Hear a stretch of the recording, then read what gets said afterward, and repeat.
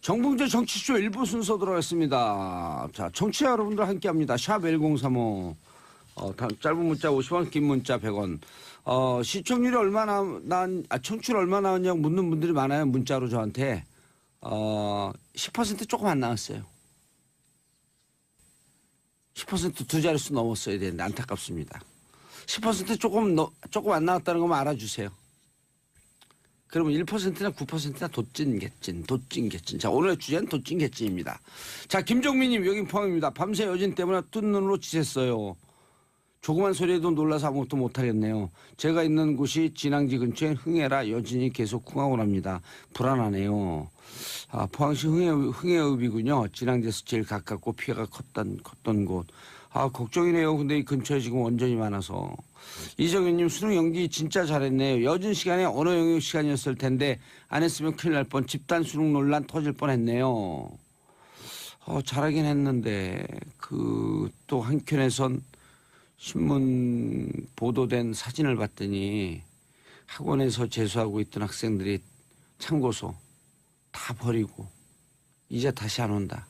그리고 다 버린 게 꽉 차 있었는데 어떻게 일주일 동안 책을 봐도 뭘 봐야 될 텐데. 예, 한겨레 20일 하호영 기자입니다. 누군가 계속 누가 옆에 앉아서 누군가 했네. 예. 정말 어제 지진은 국민 모두가 깜짝 놀랐죠. 그리고 다들 내일 수능 어떻게 하냐 그렇게 걱정하고 있었습니다. 그러니까요. 예. 그래서 수능 연기는 잘한 것 같죠. 예, 일단 수능 일정 어떻게 되는 건가요, 일단? 일주일 미뤄진 것은 다 알려진 거고요. 23일입니다. 그런데 그에 따라서 대입 수시 모집이 또 일정이 미뤄질 것 같고요. 이제 정시 모집도 당연히 미뤄지게 됐습니다. 뭘 일정이 미뤄지는 거죠? 예, 그렇죠. 교육부가 오늘입니다. 한국대학 교육협의회와 논의를 거쳐서 일정을 최대한 빨리 결정한다고 합니다.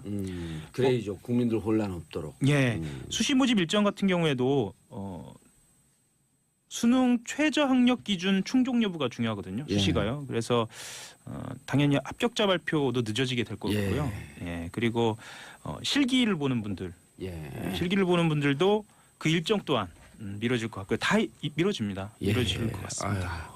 참 근데 그래도 참으로 다행인 게 지금 5월 9일날 대선이 치러지고 정권이 바뀌어갖고 그러지 않았으면 그 전이었으면 참 큰일 났네. 여진이 나서 지진 때문에 어떡하지. 수능 보지마 그냥.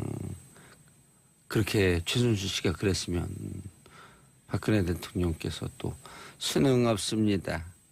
그랬을 거 아니에요. 참 큰일 났네. 네, 아무튼 이렇게 웃을 최순실 성대모사 중이었어요. 근데 웃을 일이 아닌데. 그러니까요. 죄송합니다. 아닙니다. 지진과 수능. 그런데 그나마 지금 정부에서 신속하게 발표해서 왜 자꾸 최순실 목소리가 나와 근데 정부에서 신속하게 발표해서 참으로 다행이다라고 하는 그 반응이 많고요. 그리고 그러나 그럼에도 불구하고 이거 왜 연기했지? 근데 다른 지역에서는 그렇게 얘기할 수 있지만 포항이나 경주 이쪽에서는 아까 어떤 분이 얘기했잖아요. 언어 영역에 외국어 영역 때 듣기 하는데 두두두두 흔들리면 어떡해요. 실제로 그걸 몸으로 느끼는 순간에는요. 너무 그 공포스러워서 공포가 시험보다 뛰어나와요 어떡해요. 그렇죠. 그리고 한두 명이 뛰어나오기 시작하면 또 그 혼란을 걷잡을 수가 없거든요. 공정성 시비도 분명히 있을 것 같고요. 조금만 더 이 수능과 관련돼서 말씀을 드려야 할 것 같아요. 지금 최근에 많은 질문이 그거예요. 지진이 혹시나 그럴 리는 없겠지만 또 발생하면 수능 또 어떻게 되냐 이런 질문을 또 하기도 해요. 왜냐하면 이런 질문이 엉뚱하지만은 않은 게 여진이 있거든요. 지난해에도 경주 지진이죠. 9월에 있은 다음에 5.8? 5.8 지진이 있은 다음에 3.0에서 4.0의 지진이 11번이나 발생했어요. 그래서 어떻게 되나라고 궁금해하시는 분들이 많은데 실제로는 지진 상황에 따라 추가 변동이 있을 수도 있다 정도밖에 말씀드리기는 어려울 것 같습니다. 지금 교육당국도 초유의 사태이기 때문에 상황을 보고 판단하는 것으로 그렇게 진행하는 것 같습니다. 그리고 배정된 시험장이 어떻게 되는지 좀 여쭤보시는 분들이 계세요. 이미 배정된 시험장 같은 경우는 일단 서울시교육청은 그대로 유지를 하는 것으로 확인이 돼 있고요. 나머지 같은 경우에는 특히 포항 같은 경우에는 일단 외부 지역으로 시험장 옮기는 방안 검토 중입니다.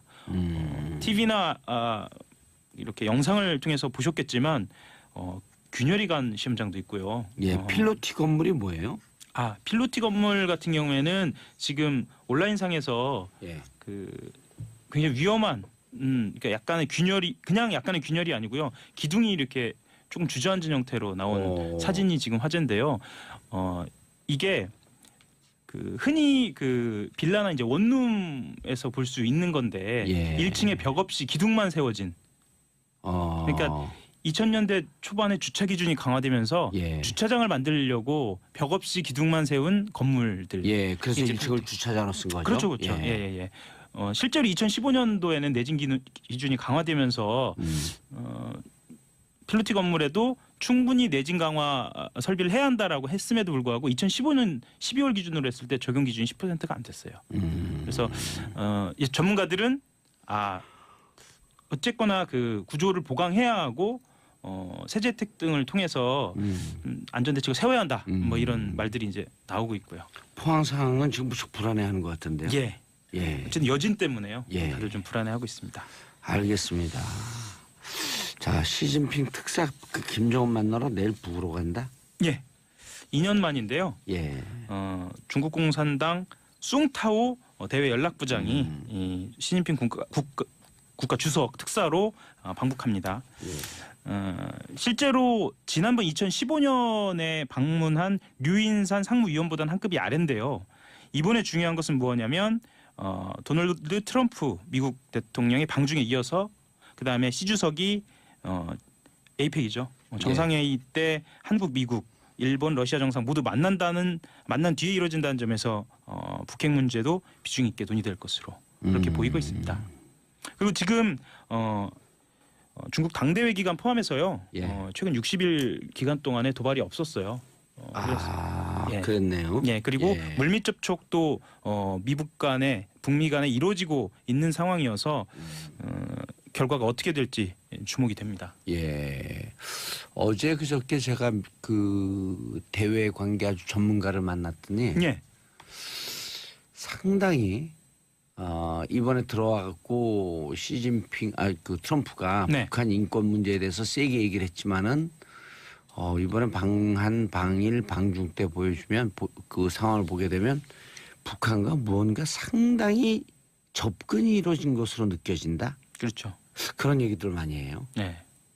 그렇죠. 그러니까 뭔가 안을 갖고 북을 갈 수 있겠다 이렇게 보는 거죠.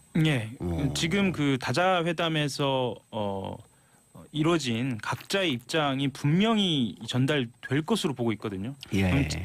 평화 무드가 급속히 찾아올 수도 있겠다라는 평가들도 있습니다. 제가 내년 3월쯤에 급격하게 평화 분위기로 갈 것이다. 왜냐하면 제가 이제 또 뉴욕 라인이 유엔 라인 북한 대표가 거기 와 있잖아요. 거기 이제 빨대는 없는데 느낌이 그냥. 그것도 우리가 통일운동 오래 했잖아요. 한미 문제, 남북 문제 관심을 오래 보다 보면 또 느낌이 오거든요. 그리고 더 이상 트럼프가 밀어갖고 갈 곳이 없어요. 이제는 전쟁이에요. 근데 전쟁하면 안 된다고 전 세계인이 얘기하고 있는데. 그렇죠. 알겠습니다. 전병헌 수석 다 이르면 다음 주 소환? 보통 검찰이요. 그 공개적으로 소환을 하겠다라고 이야기하는 경우는 드물거든요. 근데 특히나 청와대 현 정무수석이잖아요. 수석 중에 수석, 왕수석. 수석 중에 수석이죠. 정무수석이라고 하면 특히 이제 정가를 수석 서열 1위. 그렇죠. 비서실장 빼고는 실제로 지금 비서실장보다 연배나 여러 가지 면에서 선배기도 하고요. 어제 공개적으로 밝혔습니다. 소환을 하겠다. 그리고 이르면 이번 주 내에도 소환을 할 것으로 보입니다. 그런데 어제 우리가 삼변시대에서도 잠깐 다뤘지만 왜 전병헌 수석을 소환한다고 하는데 자유한국당이 떨고 있을까? 지금 상황에서 검찰이 본인들의 정당성을 제대로 확보하기 위해서는 일단은 여당, 그다음에 이제 야당 다양하게 일종의 포트폴리오라고 하는데요. 그렇죠. 포트폴리오. 그게 중요하거든요. 2015년 7월 그때 로비 5월에서 7월 사이 로비 한창 진행될 때 당시 여당은 새누리당이었죠. 그렇죠. 그리고 홍문정 위원장이 미방위원장이었죠. 맞습니다. 지금도 미방위원장인가요? 지금 잘 모르겠죠. 예, 지금 확인해봐야겠습니다. 모르셔도 돼요. 그때 누구였었냐. 그리고 그때 수사하다가 검찰은 왜 덮었을까. 어제 우리가 여기서 삼변시대에서 다 얘기했어요. 그렇죠. 예, 말씀하셨죠. 예. 알겠습니다. 그리고 재밌는 스토리가 있어요. 짐바브웨 쿠데타? 지구촌 최장기 독재자. 그래요? 예, 그렇습니다. 무려 93살인데요. 로버트 무가베 짐바브웨 대통령이요. 93살이요? 예. 오호. 37년 독재가 드디어 또 아이러니입니다. 쿠데타로 막을 내리게 됐습니다. 그 15일입니다. 새벽 4시께 짐바브웨 군 대변인이 국영 텔레비전에 나와서 대통령과 가족을 안전하게 보호하고 있다라고 이야기하면서 쿠데타의 성공 사실을 알렸고요. 그리고 부인 그레이스 무가베라는 분이 있는데 52살입니다. 전날 밤 군의 허락으로 나미비아로 떠났다는 소식도 전해집니다. 이게 어떻게 진행이 된 거냐면요. 그 짐바브웨 대통령이 최근에 이제 건강이 좋지 않아지면서 권력 승계 문제가 불거졌거든요. 예. 지난 6일에 독립운동 동지입니다. 그러니까 실제로 지금 그 독재자이지만 독립운동을 한 사람이에요. 예. 그 동지이자 유력한 차기 대통령 후보인 그 부통령을 경질했어요. 어허. 네, 최근에요. 경질하면서 어떤 프로젝트를 했냐면 아까 말씀드린 그 41세 연하 부인 그레이스 무가베를 권력을 물려주겠다. 이런 그 프로젝트를 가동하기 시작합니다. 예. 그러면서 이제 군에서 그 나서서 그래서는 안 된다. 이렇게 나선 거죠. 군에서. 그러면서 이제 그 군 사령관이 이미 경고를 며칠 전에 했고요. 그게 이제 실행으로 옮겨진 겁니다. 예. 부인이 52살이에요? 예. 일명 구찌 그레이스라고. 예. 아주 명품을 좋아하고 아주 전형적인 독재자의 퍼스트 레이디죠. 요즘 제일 잘 나가는 또 구찌를 좋아하시는군요. 우리는 묵찌바는 있어도 구찌는 없어요. 묵찌바. 자, 한 가지만 더 말씀을 드리면요. 이 군 대변인은 군이 정부를 접수한 것은 아니다. 우리는 임무를 완수하면 상황이 정상으로 회복되리라 기대한다라고 이야기를 했거든요. 쿠데타 한 사람들의 그 전형적인 그리고 부통령에게 물려줄 것처럼 하면서 또 자기들이 정권 가져가는 거 아니에요? 그렇죠. 그럴 가능성이 없지 않습니다. 부통령 이름이 누군가? 부통령 이름은요. 약간 좀 어려운데 에머슨 음낭가 그와입니다. 에머슨 음낭가 그와. 그와 함께 쿠데타를 했나? 그와 배제하고 쿠데타를 그리고 아까 말씀하셨던 그 군 사령관은 콘스탄티노 치우엥가. 콘스탄티노 치우엥가. 그 사람이 61세죠. 나이는 모르죠. 치우엥가의 나이는 제가 지금 확인은 안 돼 있고요. 부통령은 75세입니다. 부통령 75세. 아유, 김윤주님 애고 얼마나 불행했을까. 저 나라 국민들 유유. 그렇죠. 우리처럼 촛불도 못 들고. 아유, 참 우리나라 국민들 진짜 이런 거 보면 볼수록 대단해요. 그렇죠. 18년 박정희 독재 정권을 견뎌내고 80년 6월 항쟁을 하고 80년 5월 항쟁을 하고 5월 항쟁이 무너지니까 또 7년 만에 87년 6월 항쟁을 하고 노태우 정권이 들어와서 또 5년 뒤에 문민정부로 갔다가 촛불을 들었다. 아유, 진짜 대한민국 국민으로 사는 이 40년이 왜 이렇게 힘들었는지. 그래도 좋은 나라 왔잖아요. 400년에 있었을 법한 일들이 한꺼번에 일어나는 거죠. 400년에 있었을 일. 그렇죠. 400년 동안 있었을 일이 한꺼번에 있었던 것 같기도 합니다. 그렇죠. 국민들이 위대해서. 위대한 국민들에게 인사하세요. 끝났어요 이제. 지금까지 한겨레 20일 하호영이었습니다. 2부 아빠들의 왕수다 돌아오는데 채널 고정해 주세요. 위대한 국민 여러분, 대한민국 국민 여러분 사랑합니다. 존경합니다. 정봉재 정치쇼 2부 순서 들어가겠습니다. 아빠의 눈높이에서 아빠들의 시선으로 왕수다를 빵빵빵빵 떨어주실 세 분 함께했습니다. 자, 정인설 한국경제신문 기자 자리하셨습니다. 안녕하세요. 정인설입니다. 안녕하세요. 네. 포항에 계신 분들도 다 안녕하신지 모르겠네요. 오늘은 진짜 안녕하세요라고 하는 인사가 어느 때부터 보다 달콤하게 들려요. 손수호 변호사님. 네, 안녕하세요. 예, 안녕해요. 네. 자, 고현준 만평 작가님. 네, 안녕합니다. 예, 인사 안 해요? 네, 인사 안녕하세요. 안녕해요 그냥. 자, 고현준 작가님. 예. 포항 취재했다고요? 제가 예전에 한 한 20년 전쯤에 포항 MBC에서 방송을 했었는데요. 예. 네, 그때 한 5, 6년 그 동네 살았었어요. 그래서 그 지역에 이제 지인들이 많아서 예. 어제 그 재난 문자 받고 나서 확인차 연락을 했더니 초창기에는 일단 전화가 안 됐어요. 맞아요. 아, 너무 많이 전화가 맞아요. 오니까. 막 폭주를 했었나 봐요. 3배 정도였다고 네. 하더라고요. 통화 아니, 연결량이. 3배 정도인데 전화가 안 돼? KT 뭐 하고 있어요, 이 사람들? 글쎄요, 뭐 KT는 SK도 문제고. SK, LG, U 플러스, U 플러스. 혼 찍어 아니, 먹어야 세배 들었는데 안 되는구나.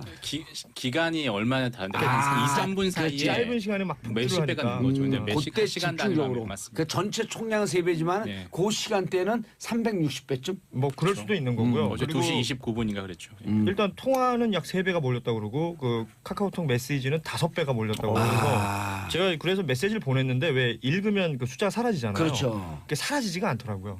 거기서 수신이 안 예, 되는 수신이 안 됐던 거예요.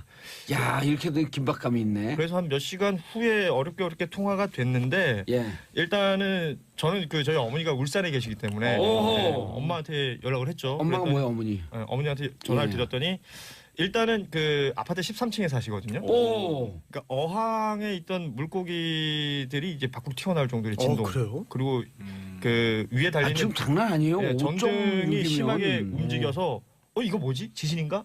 라고 어머니는 생각하실 정도였는데 그 뒤로 좀 잠잠해졌다 그러고요. 울산 지역은. 울산은 조금 머니까. 예. 그리고 이제 경주가 사실은 예전에 작년에 한번 5.8. 그 경험이 있었기 때문에 예. 그게 트라우마가 엄청나더라고요. 맞아. 그래서 그 제가 아는 친구는 이제 아이들이 있는데 아이들 데리고 일단은 아파트 밖으로 피신을 해 있었다. 뭐 이런 얘기를 하면서 그 작년 경험이 있기 때문에 어딘가에 그 뭐 피난처나 이런 것들이 마련이 될 것을 기대하고 있으면서 뭐 저랑 통화를 했었고요. 이게 가장 중요한 게 이제 포항 지역인데 진앙지가 이 포항시 북구 그 흥해라는 곳이거든요. 흥해. 예. 예. 흥해 읍. 그렇죠. 흥해읍인데 여기가 이제 망천리라는 곳이 지금 진앙지로 알려지고 있는데 지표면하고 그 진원지하고 9km 정도 거리. 무척 가까운 가깝게 거죠. 가까워요. 네. 그래서 이제 뭐 작년 경주 지진보다는 리터 규모는 적었다고는 하지만 그 움직임이나 그 직접 느꼈던 감각은 훨씬 더 강력하게 느껴졌던. 작년보다. 체감도. 체감도가 훨씬 강력하게 느껴졌던 것 같고 그 지금 뭐 여러 매체 많이 나오고 있는 한동대학교 같은 경우는 제가 직접 전화를 해서 뭐 거기 교수님이나 통화를 했을 때는 깜짝 놀랐다 이 정도가 아니에요. 계단을 걷고 있었답니다. 제가 아는 지인이 그 건물 안에서 계단을 걷고 있었는데 보통 지진이 좌우로 움직이는 지진이 있고요. 상하로 움직이는 게 상하가 있는데. 위험한데요. 이분이 느낀 거는 좌우로 움직이는 걸 먼저 느꼈고 롤러코스터 탔다가 높은 곳에서 떨어지면 이게 훅 떨어지는 느낌 있잖아요. 어머. 그 정도의 느낌이 있었다 그래요. 그래서 뭐 너도 나도 할 것 없이 그냥 모두 건물 밖으로 뛰어나가는 그 장면이 저희가 뭐 뉴스나 이런 곳에서 많이 봤던 장면인 것 같고 그 한동대학교가 아시다시피 그 빨간색 벽돌로 많이 지어져 있고요. 그리고 대부분의 학생들이 기숙사 생활을 합니다. 그렇기 때문에 그 공간 안에서 어떻게 해결을 해야 되는데 들어갈 그 신뢰가 없는 거예요. 모두 위험하다는 생각에 학교 앞에 그래서 그 교회가 있는데 이 교회에 모여서 이렇게 뭐 지금은 쉬고 있다 뭐 이런 얘기를 했었고요. 포항 시내 같은 경우도 포항의 구도심을 가보면 뭐 조그만한 천이 하나 흘러요. 예. 그 천 주변으로 그 쇼윈도가 쭉 있는 상가들이 이어지는데 간판 뭐 약간 흔들리는 정도. 시내에서는 그 정도 느꼈대요. 포항역에서 딱 오천대교 건너가기 그렇죠. 직전까지죠. 네. 예. 그러니까 모두들 그 뭐 너나 할 것 없이 모두들 그 진동을 다 느꼈었던 것이고 그리고 무엇보다 그 경주 지진을 포항 지역에서도 어느 정도 느꼈었기 때문에 예. 그 진동의 시간 길이가 길었답니다. 뭐 예전에는 뭐 5초, 7초, 10초 이렇게 느꼈다면 이번에는 한 20초 이상 느꼈다는 분들도 많고 그 흥해라는 곳이 사실은 그 주거지가 밀집돼 있는 지역은 아닌데 그 흔히 말하는 이제 읍내에는 좀 모여 있거든요. 그 이번에도 뭐 보도에 많이 나왔지만 그 5층짜리 아파트가 있는데 예. A, B, C, D 2동 이렇게 한 6, 7동이 있는 그런 아파트예요. 특히 그 중에 2동 2동 같은 경우는 아예 건물 자체가 오른쪽으로 기울 정도로 모두가 금이 갔고 그 건물에 계신 분들은 모두 밖으로 나와서 지금 대피하고 있는 상황이고 예. 또 빌라 한 곳은 외벽이 다 떨어져 버린 곳이 있고요. 예. 여기가 그 MB 그 생가로 알려져 있는 덕실마을이라는 곳이 있거든요. 예. 뭐 거기 뭐 조성해 놨잖아요. 거기랑 한 5km 정도 떨어져 있는 곳이에요. 그래서 그쪽도 혹시 궁금해서 물어봤는데 그쪽에 계신 분들은 연락이 일단 지금 안 되고 있어요. 네. 무슨 일이 아니에요. 그 포항역은 뭐 천장이 떨어졌다 그러고요. 예. 그 포항시가 이제 많은 분들이 아는 것처럼 뭐 포스코도 있고 예. 또 해병대 1사단도 있고 포항 도심이 있는데 도심에서 약간 북쪽으로 지금 신도시가 조성되고 있거든요. 그 양덕이라는 곳이 그 아파트 단지들만 구축되어 있는 곳인데 고층 아파트들이 많아요. 그 고층에 사시던 분들은 모두 긴장을 하고 있는 상태고 그나마 새 아파트라서 내주 설계가 좀 네, 돼. 뭐 좀 비교적 그 피해는 덜했던 것 같은데 그럼에도 그 공포감이 예. 무서우니까 뭐 지인들 집 혹은 뭐 다른 지역으로 이동하시는 분들도 있었고 포항 톨게이트 인근에는 교통 정체도 있었다고 그러더라고요. 네. 거기 진원지에서 포항역까지 한 2km, 얼마 안 3km 되죠. 그 사이 네. 정도 되더라고요. 그래서 KTX가 다니는 길인데 지금 KTX도 서행을 한다라고 하잖아요. 그리고 이제 방금 이제 일반 시민들 얘기하셨는데 저는 이제 포항과 저는 이제 군과 인연이 있는데 지금 포항에 있는 그 기신 잡는 해병대원들도 다 책상 밑에 있답니다. 그리고 평소에는 전투모를 쓰잖아요. 예. 지금 다 방탄 헬멧을 쓰고 다닌답니다. 계속 여진이 있으니까. 그 여진의 공포가 엄청난가 봐요. 그리고 지금 아직 정확하게 뭐 집계는 되고 있지만 뭐 피해액이 69억이라고 하지만 69억뿐만 아니고 엄청나게 많은 이제 시작인데요. 네, 이제 집계한 게 뭐 57명 부상이고 한데 알겠습니다. 집계가 되는 대로 출동 준비를 하고 있다 그러고. 지금 문자 알겠습니다. 왔네요. 방금 포항에서 김정민님 쿵하고 방금도 포항 쿵하고 지진이 일어났어요. 무서워요. 아까 포항 흥해읍에 사시는 분 제보 한 분이 김정민님이 흥해읍에 사시거든요. 네. 최경목님 비닐하우스 일하고 있는데 무너지는 줄 알았어요. 여기는 창원시입니다. 야 많이 떨어졌는데도. 경상도 일대가 다들 느끼셨나 봐요. 예, 이정실님 저희 언니가 안산산에다 어항물이 철렁철렁 흔들리고 산사베리아 작은 화분도 테이블 위에 놓아놨는데 화초도 덜덜 흔들렸다고 해요. 자 이제 우리 전문가 연결을 해볼 텐데 문제는 뭐냐 하면 2011년 그 동일본 대지진요? 도후쿠 네.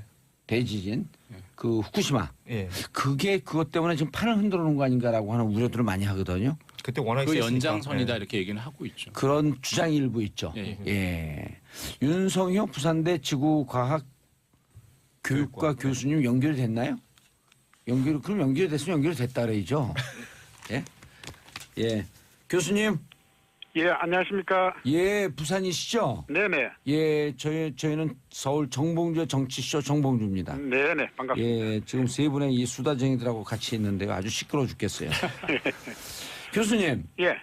무섭다는 얘기가 계속 올라와요. 지금 상황을 물론 여기 그 취재한 분들이 그 말씀을 해주셨는데 전문가 입장에서 간단하게 상황 정리 좀 해주시죠. 예, 너무 걱정하실 필요는 없고요. 예. 그 지진이 일어난 이후에 여진이 규모 4가 한 번, 3 정도가 3번, 나머지는 규모 2 정도로 지금 38번 발생했는데요. 그 총 41번이요? 예, 예. 오늘도 지금 발생하고 오는 걸 그 수치에 안 들어갔잖아요. 예, 곧 이제 들어갈 건데 예. 그것도 이제 그렇게 큰 게 아니고 이게 이제 흥해읍 일원에 그 진앙이 집중되어 있습니다. 예. 그래서 원래 양산단층이라는 것은 흥해읍의 서쪽, 예. 보경사 그 산 있는 앞쪽으로 이렇게 가는 건데 거기서 양산단층의 동쪽 국도 주변에 그 한동대학 있는 쪽 거기서 지금 발생하고 있는데 양산 단층에서 발생했다 이런 얘기시죠? 양산단층 본선이 아니고 예. 양산단층의 오른쪽에 있는 작은 지선. 어떤 단층이 예. 움직였다 이렇게 보는 겁니다. 예. 양산 단층의 오른쪽에 있는 작은 단층이 움직였다. 네네. 예. 지난번에 경주에서 발생한 5.8 지진은 양산 단층에서 발생한 거죠? 아니 양산단층의 서쪽에 있는 작은 단층. 지난번에 서쪽, 이번에는 동쪽. 네네. 양산 단층 싸고 서동에서 계속 그 작은 단층에서 계속 발생이 되고 있네요. 네네. 예. 자, 여진 계속 되는데 수일 내에 더 큰 지진 올 가능성이 있다, 없다? 없다. 낮다. 대단히 낮다. 네. 지난해에도 5.8 지진이 오고 난 다음에 네. 추가 큰 지진이 온다, 며칠 안에 온다, 막 이런 것 때문에 무척 불안해했었거든요. 네네. 근데 이번에도 가능성은 대단히 낮다. 그거와 뭐 비슷하다고 보시면 됩니다. 예. 그런데 많은 분들이 궁금해하는 게요. 예. 저희도 방금 말씀을 했지만 2011년 도후쿠 대지진, 네. 후쿠시마. 네. 그러면서 불의고리라고 하는 환태평양 판이 흔들리면서 영향을 준 거 아니냐라고 하는 걱정들을 많이 하거든요. 네. 어떻습니까? 예, 우리나라에서 기본적으로 지진이 발생하는 원인은 저 인도판이 북쪽으로 티벳 고원 있는 쪽 히말라야 산맥 쪽으로 계속 파고들면서 그 스트레스가 이제 우리나라에 영향을 주는데 예, 인도판이. 이번 예. 경주 지진과 이 포항 지진은 2011년 발생한 동북 대지진 때 우리나라 지판 전체가 동쪽으로 약간 움직였습니다. 예. 그때 준 스트레스 일부가 이 단층선 주변의 작은 단층들을 이렇게 움직이게 했을 가능성도 충분히 있습니다. 예. 충분히 있지만 그러면 교수님이 전문가 입장에서 보시기에 예. 통상적으로 인도판이 움직이면서 오는 지진인지 아니면 도읍고 대지진 때 동쪽으로 움직여서 그 영향으로 움직이는 건지 그건 정확하게 판단이 안 되나요? 예, 그거는 이제 지진이 좀 규모가 어느 정도 크고 하면은 그 압축 응력이 어떤 방향으로 작용했는가를 보고 예.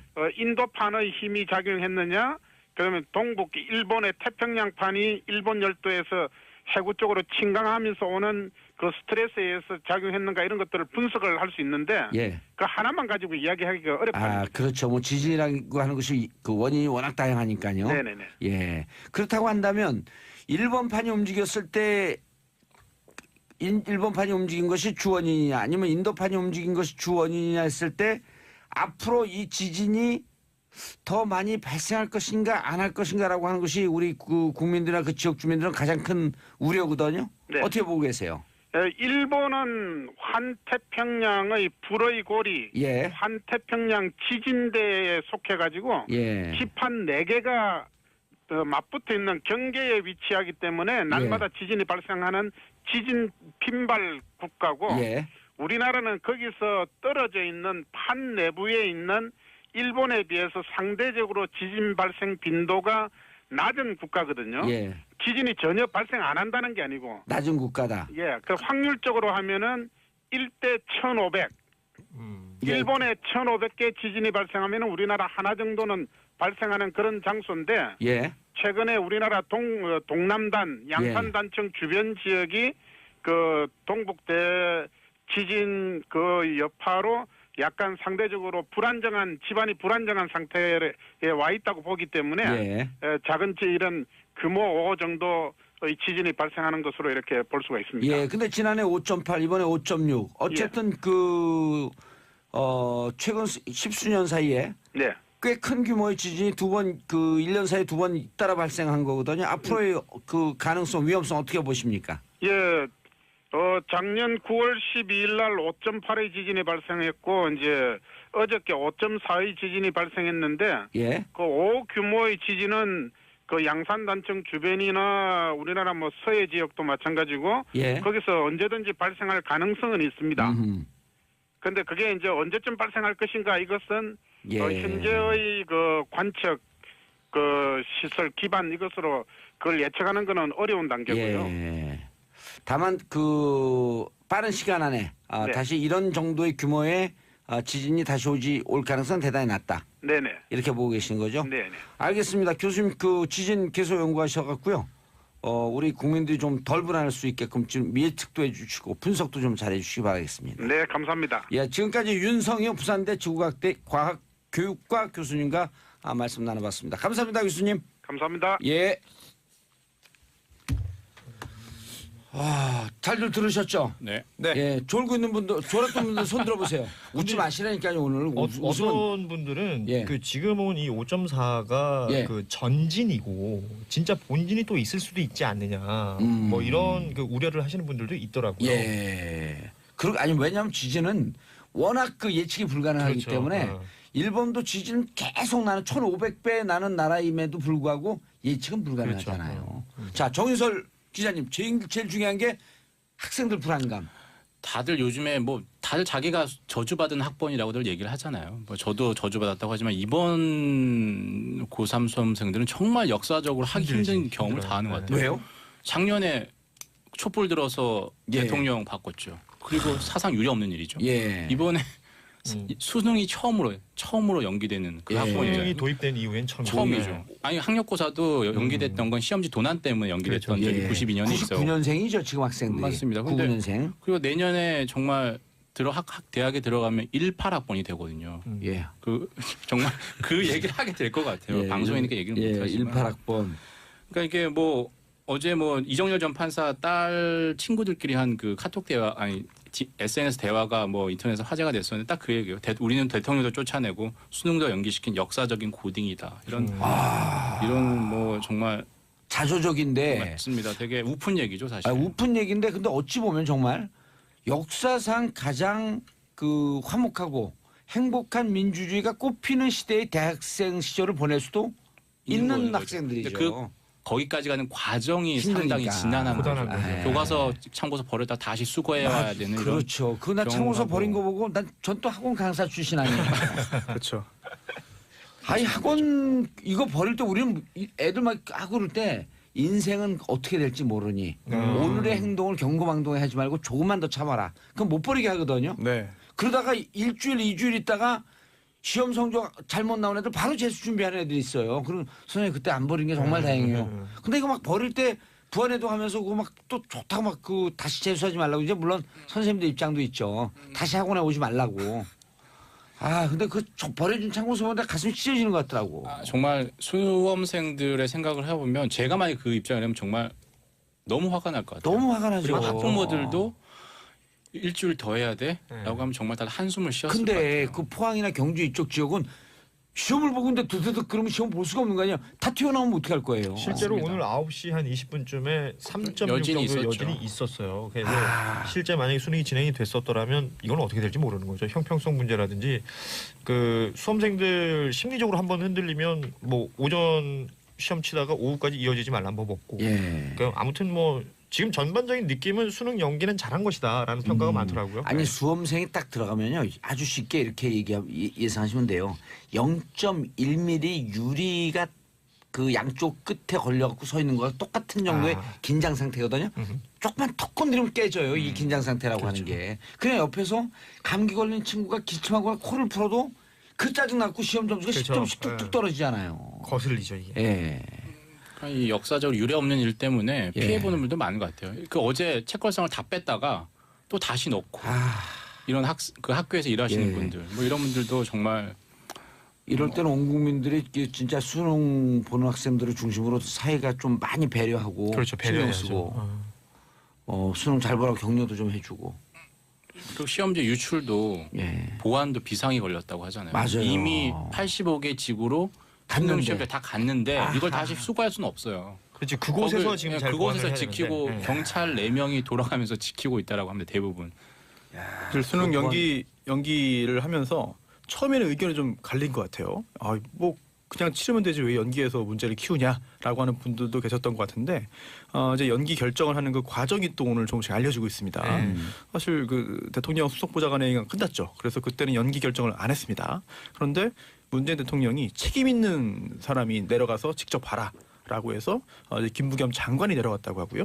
장관이 직접 포항 가서 현장을 봤더니 이거 도저히 안 되겠다. 시험 볼 상황이 아니다. 네, 그리고 또 현지 그 포항의 교육청 관계자들도 힘들다라는 의견을 보냈고 이거를 바로 또 이제 대통령에게 올렸다고 합니다. 맞아요. 네, 그래서 대통령이 결국은 네. 여러 논란도 있고 우려되는 부분도 있고 더 힘들어지는 부분도 있고 힘든 사람도 있지만 일단은 안전이 우선이다라고 해서 연기를 하는 건데 오늘 이제 여러 가지 보도가 새로이 나오면서 보니까 이거 정말 연기할 수밖에 없었구나. 그렇죠. 하는 그런 생각들을 많이 하시는 것 같습니다. 이게 그 정치인들 중에 특히 국회의원 해본 사람들이 장관하면 잘하거든요. 잘해요. 정치인들이 장관하면 제일 잘합니다. 어떤 특성이 있습니까? 국회의원도 잘하는 사람과 못하는 사람, 잘 못하는 사람 딱 구분이 되는데 잘하는 사람들의 특징이 뭐냐면요. 네. 좌우명이 있어요. 뭐예요? 현장에 답이 있다. 우리 우문현답. 왜요? 그렇죠. 우리의 문제는 현장에 답이 우문현답 좋네요. 왜냐하면 문제 있을 때 현장에 가는 사람들이 가서 보는 사람들이 답을 빨리 찾아요. 그렇지 않은 건 뭐라요? 탁상공론이다 그러거든요. 그렇죠. 가장 확실한 답이죠. 예. 알겠습니다. 저희는 광고 듣고 그리고 3부 계속 이어가도록 하겠습니다. 정봉재 정치쇼 듣고 계십니다. 정봉재 정치쇼 3부 순서 들어가겠습니다. 아빠들 왕수다. 정윤설 한국경제신문 기자, 손수호 변호사님, 고현준 만평작가 함께하고 계십니다. 자, 2부에서 계속 경주 포항 지진에 대해서 얘기했죠. 말씀 나누고 있었고요. 자, 샵 1035로 많이 불안해하시는 우리 청취자 여러분들 함께 참여해 주시기 바라겠습니다. 자, 은하수님 아이들의 안전이 우선인 것 같아요. 자, 아까 손소 변호사님께서 결정하는 과정 그렇죠? 수능 연기 결정하는 과정 말씀해 주셨는데 어쨌든 뭐 지금 반응은 괜찮은 것 같습니다. 괜찮다. 네, 다행이다. 예. 예. 왜냐면 아까 우리 그 말씀하셨듯이 여진이 오늘 9시 넘었어도 그렇죠. 그럼 수능 보다가 나오는 상황이거든요. 그럼 정말 큰일 나는 거죠. 예. 그리고 실제 그 수능 시험장이었던 뭐 포항고등학교, 포항여고, 대동고등학교, 유성여고 등에 예. 실제 건물에 균열이 생겼단 균열이, 말이에요. 예, 네, 그렇죠. 그래서 아이들 안전을 우선으로 생각한다면 당연히 좀 연기를 했었어야 되는 것이 아니냐라는 말들이 많이 있습니다. 이번 얘기 아주 그냥 그 딱 체감이 오는데 김미정님 작년 울산에서 공무원 시험 준비하는데 9월 10일 지진 이후에 10월 1일 시험 치는 날까지 스트레스였고 집중력 제로였습니다. 9월 10일 이후 멘붕이었습니다. 그럴 수 있죠. 시험을 볼 수 없는 상황이 되는 거예요. 예. 아 근데 계속 지금도 여진이 난다 그러고 지금 현재까지 피해 집계가 되고 있는데 피해 집계도 정확히 되지 않잖아요. 그렇죠. 그렇죠. 손 변호사님 지진으로 입은 피해를 어떻게 보상받나요? 피해 입은 분들? 배상과 보상이 있겠죠. 예. 배상은 손해를 손해. 입었을 때 잘못한 사람한테 받는 게 있고요. 예. 또 보상은 뭐 잘못한 사람은 아니지만 그 사람한테 받는 게 있습니다. 나눠서 봐야 되는데 일단 지금 재산적인 피해를 입은 분들이 많은데요. 누군가의 잘못이 있다. 그 사람의 잘못으로 입은 손해다라고 한다면 손해배상을 받아야 됩니다. 예를 들어서 건설사에 부실 시공이 있었다거나 예. 아니면 공무원이 뭐 제대로 된 그 대응을 못해서 그로 인해서 생긴 손해라든지 예. 이런 경우에는 손해배상 절차를 거쳐야 되는데 쉽진 않아 보여요. 증명을 해야 되니까. 예. 그리고 또 대부분의 경우는 이게 누구의 잘못도 인정되지 않을 것 같습니다. 천재지변이니까 이런 경우에는 보험으로 가야죠. 보험금을 이제 탈 수 있느냐라는 쪽으로 가야 되는데요. 뭐 사망자는 다행히도 지금 예. 없습니다. 예. 그런데 이제 그 상해보험이라든지 뭐 상해보험 중에 한 부분이겠습니다만 실손보험이라든지 이런 거에 그 해당돼 가지고 치료비 등등을 받을 수 있는 경우가 충분히 있겠죠. 그런데 문제가 이게 지진이 굉장히 좀 우리나라에서는 흔치 않은 그런 자연재해입니다. 그러다 보니까 보험을 가입했지만 지진에 대해서는 보험자가 보험금 지급 안 한다라고 하는 면책 조항이 들어있는 경우가 있어요. 약관을 잘 봐야 되죠. 네, 그래서 특약사항까지 어떻게 잘 봐야 돼요. 그러니까요. 그 긴 내용을. 근데 그러시면 안 돼요. 제가 사실 그 예전에 그 회사 다닐 때 그 보험 법무팀에서 일을 했거든요. 예. 그러면서 회사 다니면서 변호사 되고 아니요 그 전에 변호사 되기 전에. 예, 그 뭐 S모 그룹을 다닐 때 거기서 제가 자격증을 하나 취득했습니다. 손해보험 중개사. 손해보험 중개사. 네. 시험 치는 거 좋아하시는군요. 아니요, 별로 안 좋아하는데. 시험은 강하시죠. 그렇지 않습니다. 예, 손해보험 중개사. 로스쿨 출신이에요? 사법고시 출신이에요? 저는 로스쿨 1기입니다. 네, 그래서 그 전에 시험 보는 걸 좋아하시네. 안 좋아합니다. 못해요, 잘. 근데 지진이 많이 그 면책 사유에 포함이 돼 있어요. 그래서 지금 천재지변 중에서도 일단 천재지변 전체를 면책시키는 경우도 있고요. 아니면 천재지변 면책이 없다고 하더라도 지진을 특별히 면책시키는 경우도 있고요. 특별히 흔하지 않기 때문에 그런 거군요. 그렇습니다. 그래서 나는 보험 가입해 있어. 보험 가입돼 있으니까 걱정 없어라고 그냥 쉽게 생각하시기는 어려운 부분이 있습니다. 꼼꼼히 들여다봐야 된다. 게다가 이게 또 자동차 관련해서도 나 자동차 보험 의무적으로 다 가입되니까 그렇죠. 가입했으니까 내 차 지금 부서진 거 당연히 보험금 나오겠지. 보험 처리하면 수리 되겠지. 이것도 장담할 수 없습니다. 왜냐하면 자연재해 중에서도 이제 자동차 침수되는 경우가 꽤 많잖아요. 그래서 홍수나 태풍 같은 경우에는 자동차 보험으로 이제 다 보장이 되는데 지진은 원칙적으로는 안 되는 경우가 훨씬 많거든요. 그러면요, 그 좋은 정보라고 한다면 이럴 때 이렇게 해야 되는 거 아닐까요? 그 지금 거기서 피해 본 사람들이 있는데 어디에 물어볼 데가 없으니까 피해 배상 혹은 보상 긴급 구조 119 이렇게 하고 긴급 법률 구조 119를 변호사들 한 20-30명 꾸리는 거예요. 네. 그 전화 하나 두고 상담 받아주고 네. 지금 그 포항에서 그런 거 진짜 절실할 거예요. 예. 아마 정치는 상상력이거든요. 법률구조공단에 전화하시면 예. 친절하게 알려주지 않을까 싶습니다. 아니 근데 그 법률 그 폭주가 되고 사람들이 그런가요? 법률구조공단도 모르니까 지금 네. 당장 포항시나 그다음에 네. 행안부 이런 데서 한 10명, 15명 꾸리면 그 상담해 줄 수 있거든요. 포항시를 지역구로 둔 국회의원 사무실로 전화하면 잘 안 알려주나요? 안 알려주죠. 그런가요? 왜냐하면 법률에 대해서 잘 모르니까. 그래서 지금은 김부겸 장관이나 네. 그다음 포항시 시장 네, 네. 이런 분들이 협업하고 그다음에 경북도지사인가요 거기는? 네, 그렇죠. 예, 경북도지사 협업하고 그래갖고 한 15명, 20명 정도를 얼른 꾸려서 네. 예, 이 피해 보상에 대해서 법률 구조를 해주겠다. 법률 상담을 해주겠다. 이런 걸 해야지 좋은 나라 아니에요? 아, 그럼요. 그렇죠. 그런 예. 게 대민 서비스죠. 예. 좋은 아이디어 같습니다. 정말. 늘 좋은 아이디어를 내요 제가. 네. 그래도 오늘 웃으시면 안 돼요. 아, 그럼요. 그래서 네. 정말 정치는 상상력이거든요. 내가 피해봤을 때 어떻게 했으면 좋겠나. 아하. 그래갖고 지금 거기다가 언론 포항 지역에다가 자 피해는 피해고 피해 본 분들 혹은 궁금한 거 있으면 빨리 법률 그렇죠. 상담하세요. 그렇게 하고 변호사나 이런 분들 또 투입하면 좋은 일자리 당분간 만들어지는 거 아니에요. 변호사들 일자리. 네. 그렇죠. 그리고 보험 약관이나 이런 등도 잘 모르는데 그러면 어느 해갖고 그런 것들 다 도움을 주고. 그리고 지금 이런 거를 네. 손소 변호사님이 지금 컨설팅 해준 거거든요. 이런 걸 상황별로 구체적으로 해줄 분들이 한 15명, 20명 있었으면 좋겠다. 네. 예. 그리고 사기업이지만 뭐 인터넷에 유명한 포털들 많이 있잖아요. 예. 거기에서도 요즘에는 그 법률 관련해 가지고 정말 생활 법률 수준에서는 충분히 좋은 정보들이 많이 있는 예. 것 같아요. 그런 것도 아니 예를 검색하시면 좋을 것 들어 같습니다. 포털 들어서 지진 피해 법률 상담 이것만 때리면 네. 딱 그 번호가 뜰 수 있게. 네, 그렇죠. 예. 그리고 또 아까 봉도사님 말씀 중에 좀 위험한 부분이 있었습니다. 뭐요? 약관을 누가 읽느냐. 예. 그런데 약관을 설령 안 읽어도 요즘에 보험 가입할 때요. 약관 다 읽었고 맞아요. 설명 다 했습니다. 예, 다 맞아요. 들었죠? 확인해가지고 자필 서명을 받습니다. 녹음도 하죠. 그렇죠. 녹음까지 하고 전화 왔고 녹음도 네. 하고. 자 그런데 가장 걱정이 되는 게 원전 사고예요, 정 기자님. 우리나라 원전이 24기가 있는데 예. 이게 그 12기가 이번 지진 난 경주하고 아니 포항하고 경주 그 사이 100km 반경 내에 다 있어요. 양산 단층 때 다 있다는 맞습니다. 거예요. 그렇죠. 12기가 그리고 예. 이제 세계에서 가장 원전 밀집 지역이라고 하죠. 그중에 그래서 보면 원전에 대한 그 여론을 조사를 할 때 울산, 경주, 포항, 부산 이쪽에서 조사할 때와 수도권에서 조사할 때 완전히 보는 각도가 다릅니다. 근데 이번에 지금 신고리 569기 공론화위원회가 공론화 과정을 거쳐서 신고리 569기의 공사 재개를 결정했지만 예. 만약에 이 지진이 난 다음에 했다면 어떻게 될지는 상황이 아무도 좀 몰라 알 수가 틀려지죠. 없죠. 예.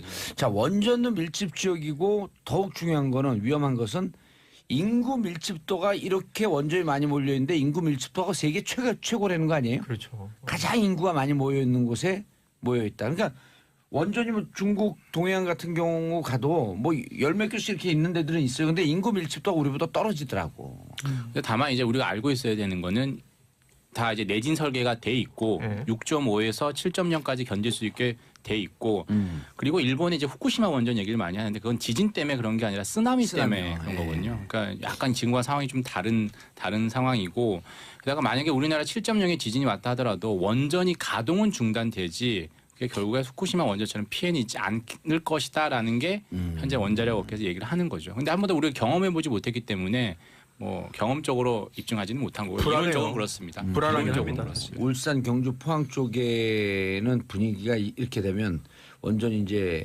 탈원전 해야 되는 거 아니야? 이런 분위기가 좀 퍼지겠는데? 사실 거기 가서 물어보면 원전 또 진다 그러면 대부분의 거기 사는 주민들은 또 지어 이런 반응이에요 사실. 그러면 우리가 TV에서 보는 찬성하는 분들 피켓 들고 나오는 분들은 어찌 보면 이해 당사자들과 이렇게 연관된 분들 그런 그렇겠죠. 개연성이 높겠네요. 그 정말 그 지금 건설되고 있는 그 현장에서 이제 그 여러 사업을 가지 한다든지. 상업을 이제 영위하시는 분들이라든지 아니면 토지 관련된 분들 물론 그런 그 의견이나 그런 그 이해관계를 뭐 부정하거나 폄하할 수는 없는 것인데 네. 그게 과연 전체 여론인지 지역 여론인지는 또 별개의 문제가 되겠죠. 예. 당시에 신고리 오류코기 공론화할 때 갈수록 이제 공사 재개해야 된다는 여론이 많았었잖아요. 높아졌죠. 그렇죠. 네. 근데 그것도 뭐 뭐라고 할 수는 없습니다. 사실 그건 다 그렇죠. 과학적인 입증을 한 거기 때문에 그런데 지금 타이밍이 만약에 지금이었다면 사람들의 생각이 또 어떻게 됐을까? 그러니까 이게 타이밍이 그렇게 중요한 것 같아요. 알겠습니다. 지진 문제는 또 일본에서 우리나라보다도 1,500배 발생 비율이 높다고 하는 윤성효 교수님 말씀에 따라서 우리가 또 일본 문제 전문가 전효옥 작가님과 함께 4부에서 계속 말씀 나누고요. 유엔사가 JS의 기준 상황 담긴 CCTV 공개하면서 당시 상황을 설명하겠다고요? 지금 아마 공개를 한 것 같고요. 근데 이제 아직 언론상에 보도는 안 되는 것 같아요. 예. 이제 일부 이제 출입 기자들은 본 것 같아요. 26초짜리 영상이라고 하는데 왜 26초밖에 안 되느냐라고 하면 그 지난 13일이죠. 예. 기간이 오래가 안 됐어요. 13일 오후 3시 14분에 저 판문점 JS 구역 내에서 찝차, 군용 찝차가 갑자기 남쪽을 향해 돌진합니다. 그러다가 배수구에 박혀요. 그러고 나서 북한군 뭐 병사인지 장교인지 모르지만 한 사람이 내려서 남쪽으로 오는 기간. 그 운전기사였었다는 거죠? 운전기사로 추정을 하죠. 왜냐하면 그 기간에 군용 찌프로 몰고 온 사람들은 그 북한 고위급 간부의 운전기사로 보인다. 20대, 30대 초반에 보이니까. 아직은 확정 모르죠. 근데 길을 몰랐고 그 또랑에 틀어박은 건가요? 아니면 길이 거기서 막혀버린 건가요? 거기에 바퀴가 걸린 거죠. 사실 더 그 가고 갈 수 있었던 JSA 건데. 영화 때나 카메라 때 보시면 남과 북의 구분이 되게 모호해요. 그렇죠. 이게 뭐 철조망이 있는 것도 아니고 그냥 뭐 길 바리케이트 연결돼 있죠? 맞습니다. 그 높이가 20cm. 그 보도블럭 같은 게 하나 이렇게 맞습니다. 딱 있는 그게 거죠. 20cm예요. 도로와 인도 그 높이가 20cm. 요걸로 남과 북을 구분을 하는데 거기까지 오고 싶었겠죠. 근데 중간에 배수구에 바퀴가 박혀가지고 계속 공회전을 헛바퀴 하다가 돌죠. 예. 공회전을 하다가 내려서 1분 그 사이에 그 뒤로 오는 추격조, 북한 추격조가 40발을 총알을 쏩니다. 그 40발 싼 1분여 정도로 지금 추정이 되는데 그 들어올 때 남측으로 넘어왔을 때 북한 추격조가 총을 쐈느냐 아니면 또 추격조가 얘를 잡기 위해서 오다가 그 남쪽으로 JSA 우리 남측 구역으로 넘어왔느냐 이게 지금 되게 관건이거든요. 왜 그 사이에 근데 보면 남쪽에 있는 우리 경계병들은 어떻게 대응을 했냐. 안 했느냐 이런 부분들이 연결되어 있는 게 지금 CCTV가 26초짜리가 지금 이제 공개가 곧 될 것 같은데요. 오늘 오전이나 오후 중에 그걸 보면 이제 그 상황이 담겨 있고 이제 그러면 우리가 너무 미온적으로 대응한 것 아니냐 이런 지적이 있는 거죠. 지금 야권에서는 계속 그 비판하고 있잖아요. 맞습니다. 우리 군이 왜 대응사격을 안 했냐. 근데 요거는 정확하게 상황을 봐야지만 판단이 될 수 있는 맞습니다. 거네요. 예. 그 지금 뭐 추가 영상을 더 공개를 해달라고 뭐 출입 기자들이 요구를 하고 있는 것 같은데 유엔군 사령부에서 조사위에서 군정위에서는 아직은 26초 그렇죠. 정도만 공개를 하는데 그 아직은 공개가 된 것 같지 않아요. 그걸 보면 이제 전모가 드러나겠죠. 그러니까 차에서 내려서 남측까지 뛰어오는 그 과정이겠죠, 이 영상이. 그렇죠. 맞습니다. 그 거리가 딱 10m예요. 예. 집차에서 내려서 분계선까지 MDL이라고 하죠. 아하. 군사 분계 아하. 그 10m고 그 이후에 이제 3시 31분, 17분 후에 딱 쓰러진 게 목격이 되는데 예. 그 거리가 딱 50m입니다. 그러니까 아. 총 다 해봐야 5, 60m 정도니까 뭐 5, 60m면 한 10초면 달릴 수 전력질주하면 있잖아요. 충분히 오니까요. 예. 그 사이에 엄청난 많은 일이 있었던 거죠. 그래서 지금 영상이 26초짜리 안에 뭐가 담겨 있느냐가 정한슬 기님 북한군이 귀순병사 사격하는 와중에 구해낸 게 우리 JSA 대대장과 중사 두 분이 직접 구해내셨다는 이야기도 해주세요 했네요. 맞습니다. 그 CCTV에 3시 31분에 확인이 되고 그로부터 한 20여 분 후에 56분으로 제가 기억하는데 그때 JS 대대장하고 중사 2명이 포복으로 접근해서 그 그럼 병사를 20분 동안 피를 흘리고 있었던 거예요? 그렇죠. 예. 왜냐하면 그 이후 어떤 일이 있을지 몰랐잖아요. 그리고 그 JSN에 이제 무장한 북한군들이 막 이제 그 흔히 얘기한 증원 병력이라고 하죠. 예. 증원 병력들의 움직임이 있었다고요. 어떻게 될지 모르니까 계속 그 경계하고 보고 있었던 주시하고 거죠. 있었겠죠. 그런데 20분 동안 일이 없으니까 이제 그때 포복으로 접근을 해서 우리 측으로 더 끌어내서 후송을 한 거죠.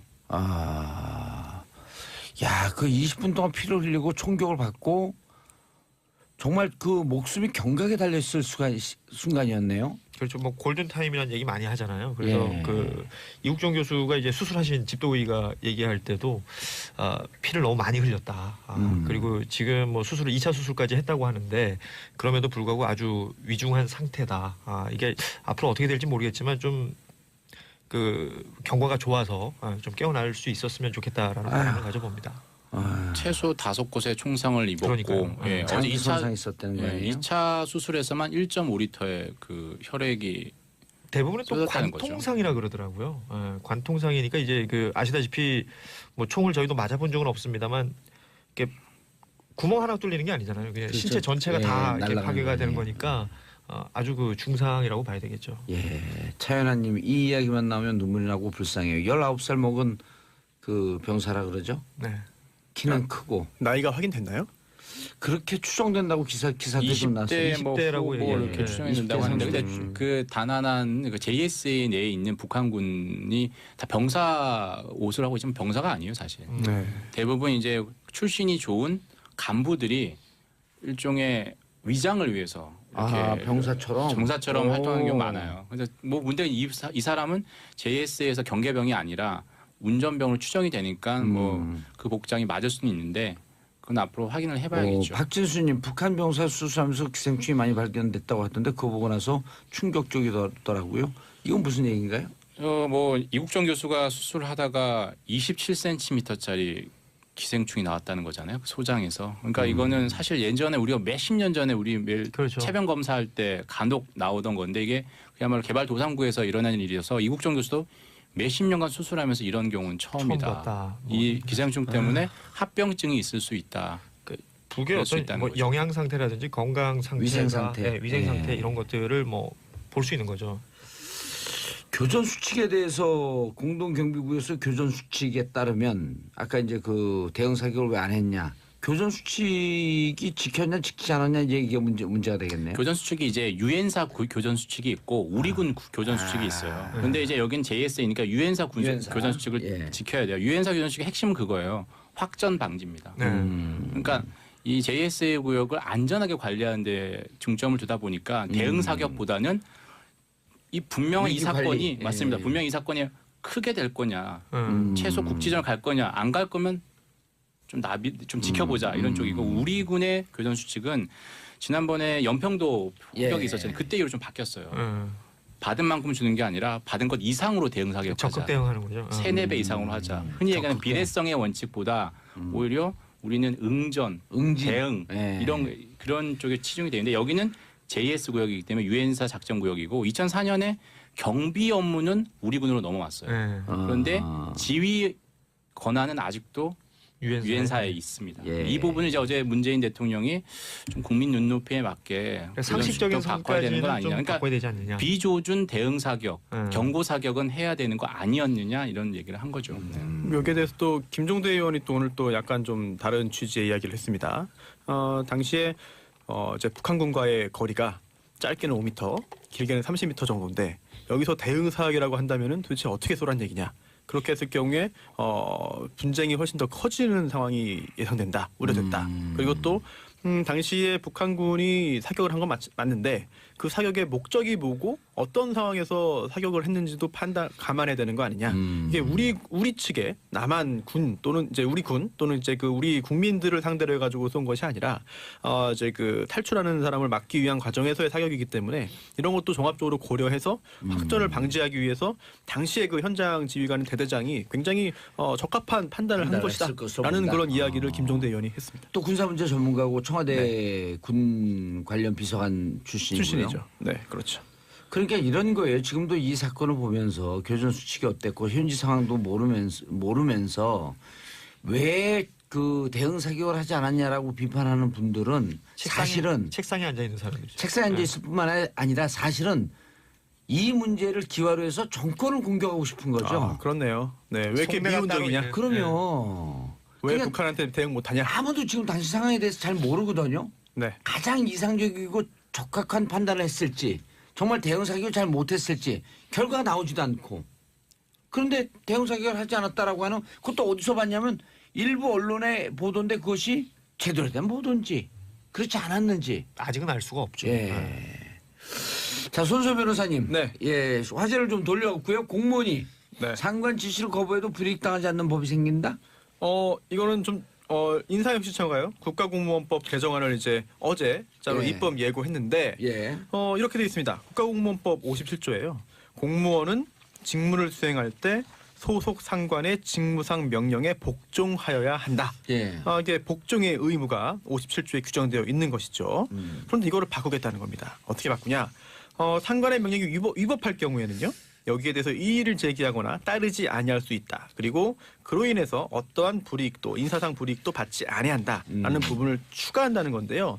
의미는 있습니다. 확실하게 보여주는 거죠. 하지만 이게 그동안 없던 내용이 새로 생기는 건 아니에요. 그렇죠. 부당한 지시는 거부할 수 있는 권한이 있는 거 아니에요. 거부할 수 있고 거부를 해야 되는 겁니다. 그렇죠. 다만 이제 이번에 현실적으로 그 국정농단 사태 때 보면 그 얘기 네. 계속 나오잖아요. 그렇습니다.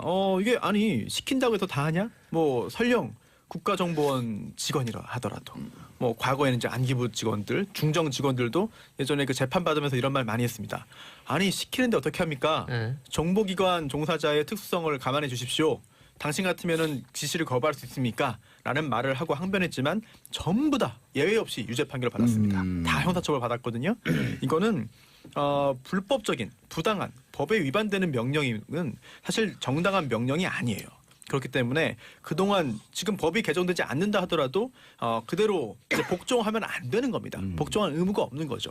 그런데 현실은 또 약간 다른 측면이 있습니다. 그렇기 때문에 사실 그 김영란법, 척탁금지법도 그동안 이제 여러 가지 그런 과다한 선물이나 이런 것들을 주면은 안 받는 게 맞잖아요. 공무원 입장에서는. 그런데도 안 받을 명분이 없었던 겁니다. 거절할 수 있는.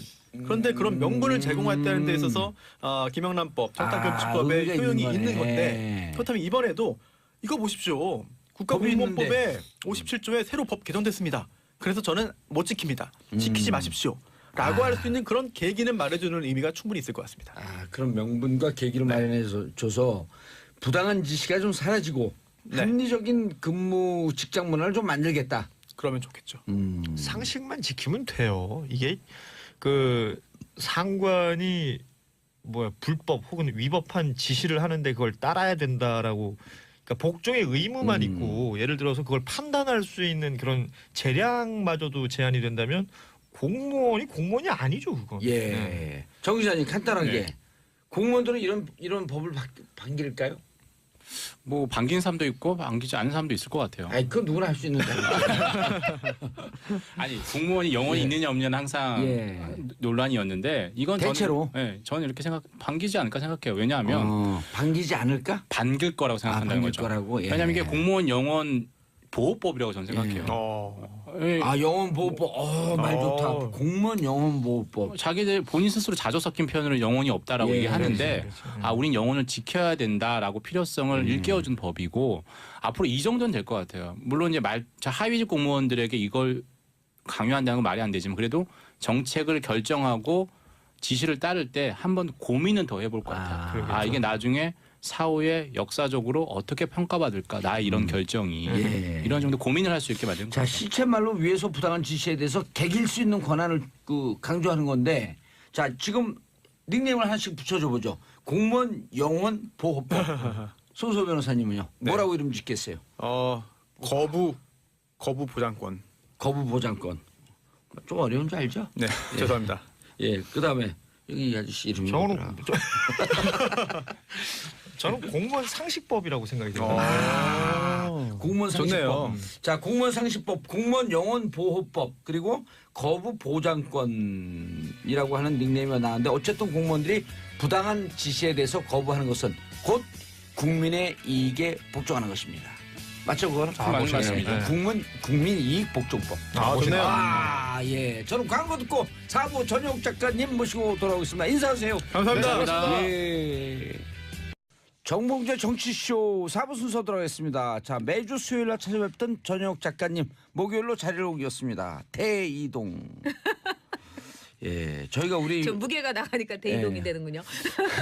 아니 2부 3부에서 저희가 많이 달라졌어요. 포항 지진 얘기하면서 세 분 패널분들이 안 웃으려고 왜냐면 큰 사고가 났기 때문에 그렇죠. 안 웃으려고 막 노력하면서 하는데 제일 힘들었대요.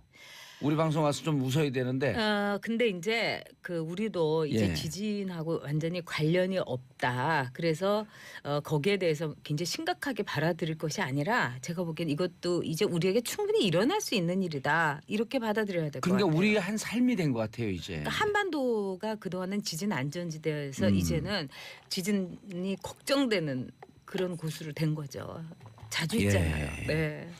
일본이 2011년에 그 후쿠시마 도후쿠 대지진이라 그러죠. 도후쿠. 일본에서는 보통 동일본 대지진, 동일본. 도후쿠 대지진이라고 도후쿠, 되지만 예. 동일본 대지진이라고 그러는데 2011년 이제 3월 10일인데 이 리터 규모가 이제 9.0이었어요. 와. 어마어마했죠. 그리고 이게 세계에서 네 번째로 큰 규모의 지진이었어요. 어마어마했었네. 그렇죠. 그리고 이제 이 쓰나미로 이제 후쿠시마 원전이 누출돼 가지고 그 파장이라는 거는 지금도 누출되고 있죠. 그렇죠. 지금도 안전하진 못하죠. 그리고 그 당시 이제 일본 정부에 대한 불신이 일본 국민들이 왜 솔직하게 얘기해주지 않느냐. 이래서 일본인들은 이 정부에 대해서 뭘 이렇게 저항하거나 반항하는 게 굉장히 드물어요. 근데 이 당시에 어떻게 보면은 무려 이제 사망자를 포함해서 행방불명자가 2만 5천 명이에요. 그리고 아직도 이제 찾지 못하는 이 유가족들이 그 안타까운 마음을 그럼 좀 2만 가지고 5천 명 있고요. 사실은 다 돌아가셨다고 그렇게 봐야 되는 거 아니에요? 그렇다고 봐야죠. 뭐 우주로 가지 않은 한. 야, 우리가 불과 몇 년 전인데 금방 그 망각에 빠졌네요. 어마어마한 사건이었었네. 어마어마한 사건이에요. 그래서 일본의 경우는 저는 오늘 한번 이 지진이 일어났을 때 어떤 그 변화가 있는가. 근데 일본은 지진에 대해서 굉장히 숙명처럼 받아들이는 나라였어요. 예. 그래서 제가 있을 때도 지진이 있었고 또 운젠 후젠다케라고 이제 휴화산인 줄 알았던 화산이 이렇게 폭발을 해서 저도 그걸 취재를 갔었어요. 근데 저는 진짜 놀란 게 그 수많은 이제 관이 학교에 말하자면은 대강당이 있는데 우리나라 사람 같으면은 우리나라 민족성은 제가 보기엔 참 장단점이 있는데 예. 자연에 대해서 우리는 저항을 해요. 산도 야트막하고 또 뭐 그렇게 대자연이라고 할 수는 없는 자연 환경 아니겠어요? 예. 땅도 그렇게 넓다고는 할 수 없고 그래서 이제 어떤 그런 자연재해가 있으면 우리는 어떻게 나한테 이럴 수 있냐 하나님도 무심하시지 예, 이러면서 하늘도 하늘에다가 무심하시지. 예. 종주목도 막 하고 이런 민족이에요. 그리고 마구 울죠. 근데 일본에서 제가 그거를 가서 봤을 때 조용한 거예요. 아무도 그러니까 눈물만 뽀롱뽀롱 이렇게 일본말로 뽀로뽀로라고 그러는데 방울방울 이렇게 떨어뜨리고 있지. 도후쿠 대지진 이후에. 아니요. 그 전에 이제 화산. 네, 화산 제가 이제 터졌을 직접 때. 예. 본 거니까. 그래서 일본인한테 있어서는 이제 자연재해라는 거는 얼마든지 있을 수 있는 일. 그 다음에 이것이 이제 내 운명에서 감수해야 되는 일. 이렇게 이제 받아들였어요. 근데 이제 2011년에 이제 동일본 대지진을 통해 가지고 예. 굉장히 큰 변화가 오죠. 그래서 일본인들이 그 전까지는 이제 일본의 패전 1945년 8월 15일을 기점으로 많은 걸 얘기를 해요. 예. 즉 전전과 전후로 얘기를 많이 해요. 그래서 전전에는 이랬고 전후에는 일본인의 삶이 이랬다 그러는데 그 원포까지 맞은 그 충격이 크니까. 그래서 그 뒤로는 어떻게 변화하냐면은 지진 전과 지진 후로 일본인의 생활을 분류를 해요. 아, 2011년 이후에요? 네, 그만큼 일본인에게 있어서는 이제까지 운명으로 받아들였지만 너무 이거는 가혹한 운명이다. 그리고 그 동안은 이제 자연의 재해, 자연의 분노로서 인간이 어쩔 수 없다고 했지만 사실 이제 동일본 대지진에서는 후쿠시마 원전 누출이 있어갖고 재해라는 측면이 강조가 된 거예요. 예. 그래서 어떻게 이럴 수가 있느냐.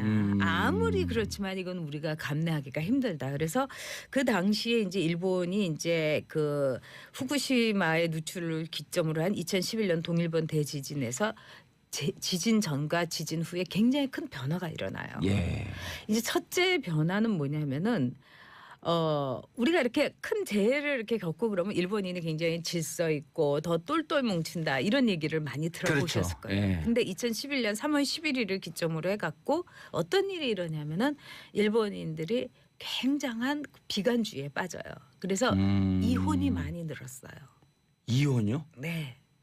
아니, 이런 위기가 오게 되면 서로 가족들끼리 똘똘 뭉쳐서 네. 서로 손잡고 힘내서 살자 이렇게 될 거 아니에요. 그렇죠. 그런데 이제 그 당시에 이제 많은 특히 여자 쪽에서 그 요구한 이혼이 많이 늘어요. 왜 그러냐면 이 이해가 안 되네. 재난이 이렇게 지진이 일어났을 때 남편이 하는 그 모양새가 정말 실망스러웠다는 거예요.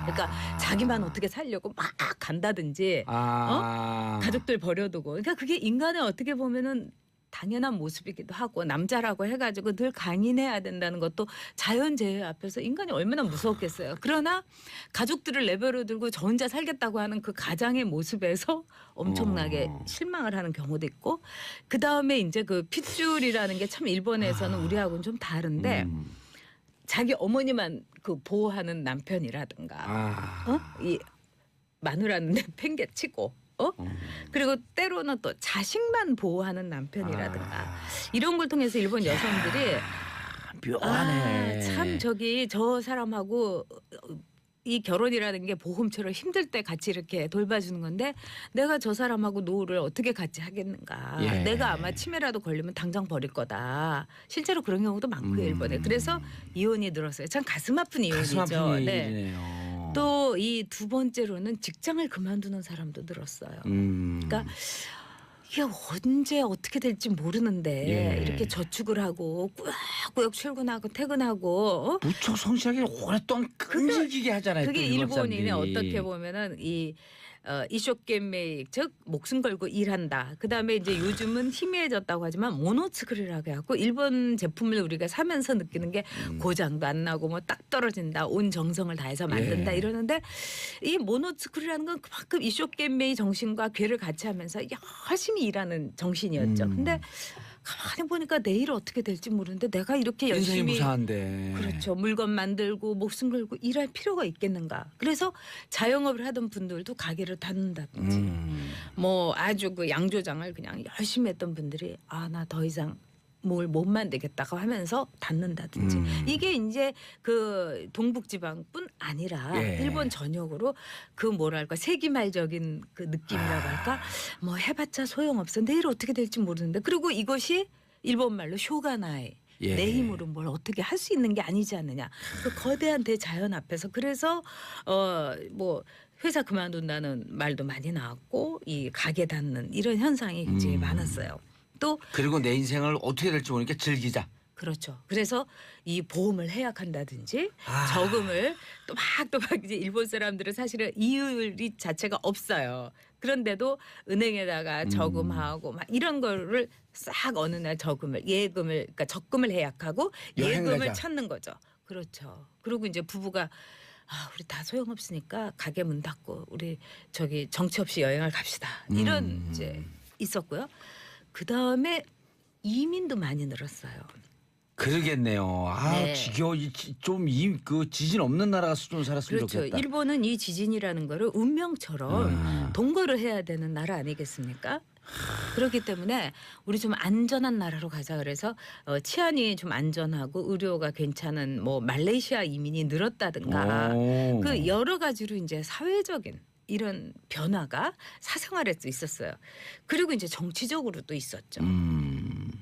이 정치적인 변화를 이제 그 카야마 리카라는 이 유명한 이제 정신 분석학의 이제 이 신경 그러니까 정신학자는 이거를 포지티브 내셔널리즘이다. 긍정적인 내셔널리즘이다 했어요. 그러니까 정치, 일본을 떠남에도 불구하고 이거는 뭐냐면 떠날 수 없는 사람들이 있잖아요. 예. 그러니까 이민 가고 싶은데 뭐 가서 이제 새로 생활을 이제 셋업을 하려면은 돈도 좀 있어야 되는데 아예 그게 없는 사람들은 예. 이 동일본 대지진 이후에 불안감을 해소하기 위해서 뭐든지 일본이 최고야 이렇게 된 거예요.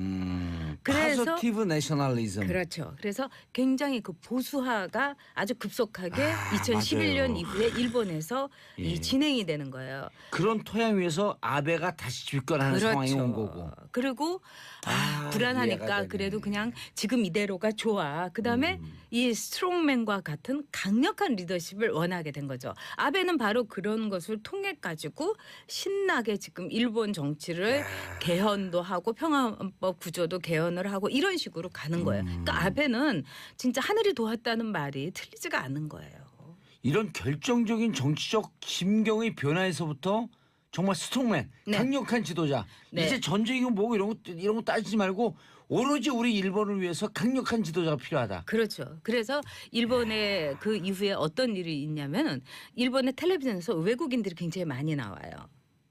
그래가지고 외국인들이 일본이 최고라고.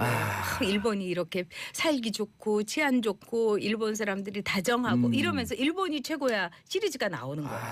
그거 이 분위기를 펌핑해 줄 수 있는 그렇죠. 그런 사회적 문화. 그리고 두 번째로는 또 일본의 이제 상사들이 외국에 가서 예를 들면 좀 가난한 나라에 가서 일본 세탁기를 나눠줘요. 그러면 그 세탁기를 뭐 빨래를 그 손빨래를 하는 가난한 나라도 있잖아요. 예. 그러면은 그 세탁기를 일본산 세탁기를 나눠주면 이거야말로 요즘 주부들이 얘기하는 신세계 아니겠어요. 맞아요. 일본이 최고고 이래서 일본인들이 자신들의 그 포지티브 내셔널리즘 이런 걸 통해서 이제 그래 여기서 살아도 돼 그냥 일본에서 그냥 좋은 거야 일본만한 데 없어 이렇게 느끼게 하는 일본의 이제 변화가 있었다는 거죠.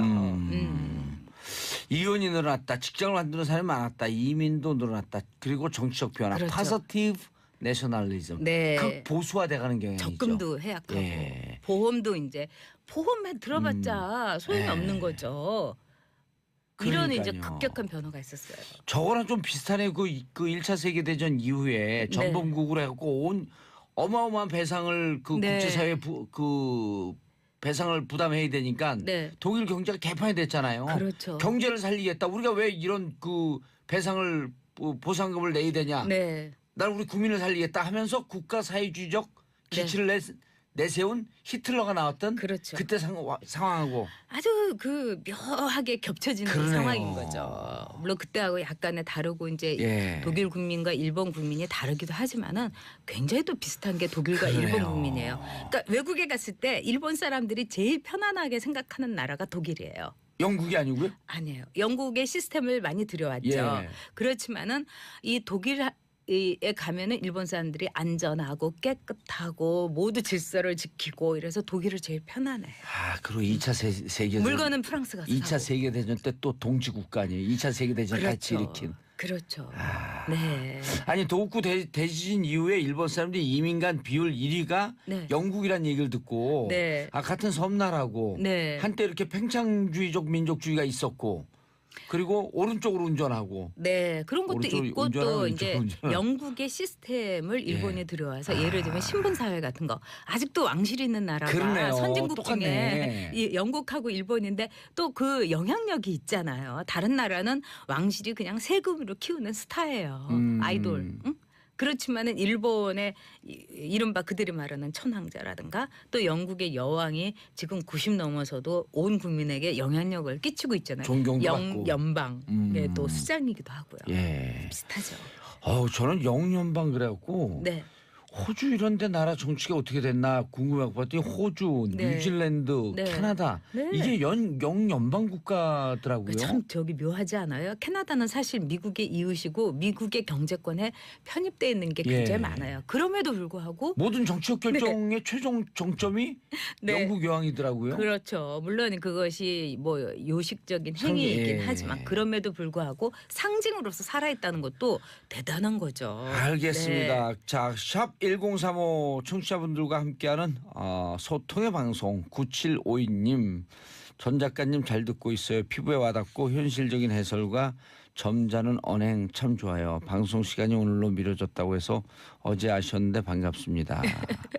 네, 아유, 감사합니다. 어느 한 방송 프로그램을 많이 만드는 무슨 그 분이 있는데 은모 PD라고 네. 그분이 어제 제가 만났는데 네. 왜 그렇게 예뻐졌냐고 꼭 좀 전해달래요. 원래 제가 참 예뻤었는데 예. 정치하면서 제가 맨날 그냥 찌푸리고 살다 보니까 이래가면서 아유 감사합니다. 아니 그래서 자기가 이 방송 우리 정치쇼 완전 애청자거든요. 아 네. 여기다 문자를 보내려고 하는데 네. 샵 1035 50원 100원이 아까워서 자기 못 보낼 테니까 직접 전해달라고. 아, 참. 그거는 정말 예. 방송에 대한 애정 비용으로 예. 쓰셔도 전 된다고 아니 근데 봐요. 진짜 너무 열성적으로 들어요. 아 봉도사 팬인 거죠 그분이 진짜. 그런 거 아니고 전 작가님 팬 같아요. 어제 뭐 그 네. 간단히 약주 한잔 하는데 10번도 더 얘기했다고. 너무너무 예뻐졌다고. 근데 직접 도쿄 특파원 시절에 네. 지진 경험했을 때 느낌 저는 어땠어요? 태어나서 처음으로 그때 지진이라는 걸 경험을 한 거예요. 한국에서는 없었잖아요. 예. 진짜 공포스럽던가요? 아니, 그러니까 이 제가 침대 위에 이렇게 왜 선반이 있는 침대 예. 있잖아요. 그거 선반이라기보다는 이렇게 D자로 둘러져 있는. 그래서 거기다가 저는 당연히 한국식으로 책을 많이 올려놓고 있었던 거예요. 또 집도 좁잖아요. 예. 그런데 지진이 왔는데 저는 이제 그 당시에는 제가 이제 젊었기 때문에 한번 잤다 하면은 세상이 뒤집어져도 모르는 그거였는데 얼굴로 그냥 책이 그냥 다 쏟아진 거예요. 그래가지고 제가 여기도 이제 좀 상처도 나고 그랬어요. 그러면서 이 지진의 공포를 제가 알은 거죠. 그때 지진이 4점 몇밖에 없었어요. 그래서 저는 너무너무 무서워가지고 굉장한 거잖아요. 4점 몇도요. 그래서 제가 덜덜덜 떨면서 이제 제가 지국에 갔는데 당시 지국에서 오디오맨을 일본 사람이 했었어요. 그래서 하이사카상 나 너무너무 무서워가지고 진짜 지금도 떨린다 그러니까 뭘 그런 걸 그러냐고. 그래서 4.0이라고 했다고. 우리는 4.0이면은 지금 어마어마한 거 아니에요. 그랬더니 그 정도는 가끔 일어난다고. 그래서 다이조부 괜찮다고 그러는 거야. 그러고 나서 제가 그 뒤에 이제 일본의 한 술집에서 술을 마시고 있었어요. 그런데 이 잔에 있는 얼음이 드드드드드드드드 떨리는 거예요. 지진 때문에. 그렇죠. 그래서 제가 부들부들 떨면서 일어나서 어디로 숨어야 되나 했는데 그냥 일본 사람들이 앉아서 그대로 그걸 보면서 술을 마시더라고요. 그래서 참 일본인과 한국인이 이렇게 지진에 대해서 차이가 나는가 굉장히 비슷한 민족이라고 생각을 했는데 그래서 굉장히 제가 놀랐었죠.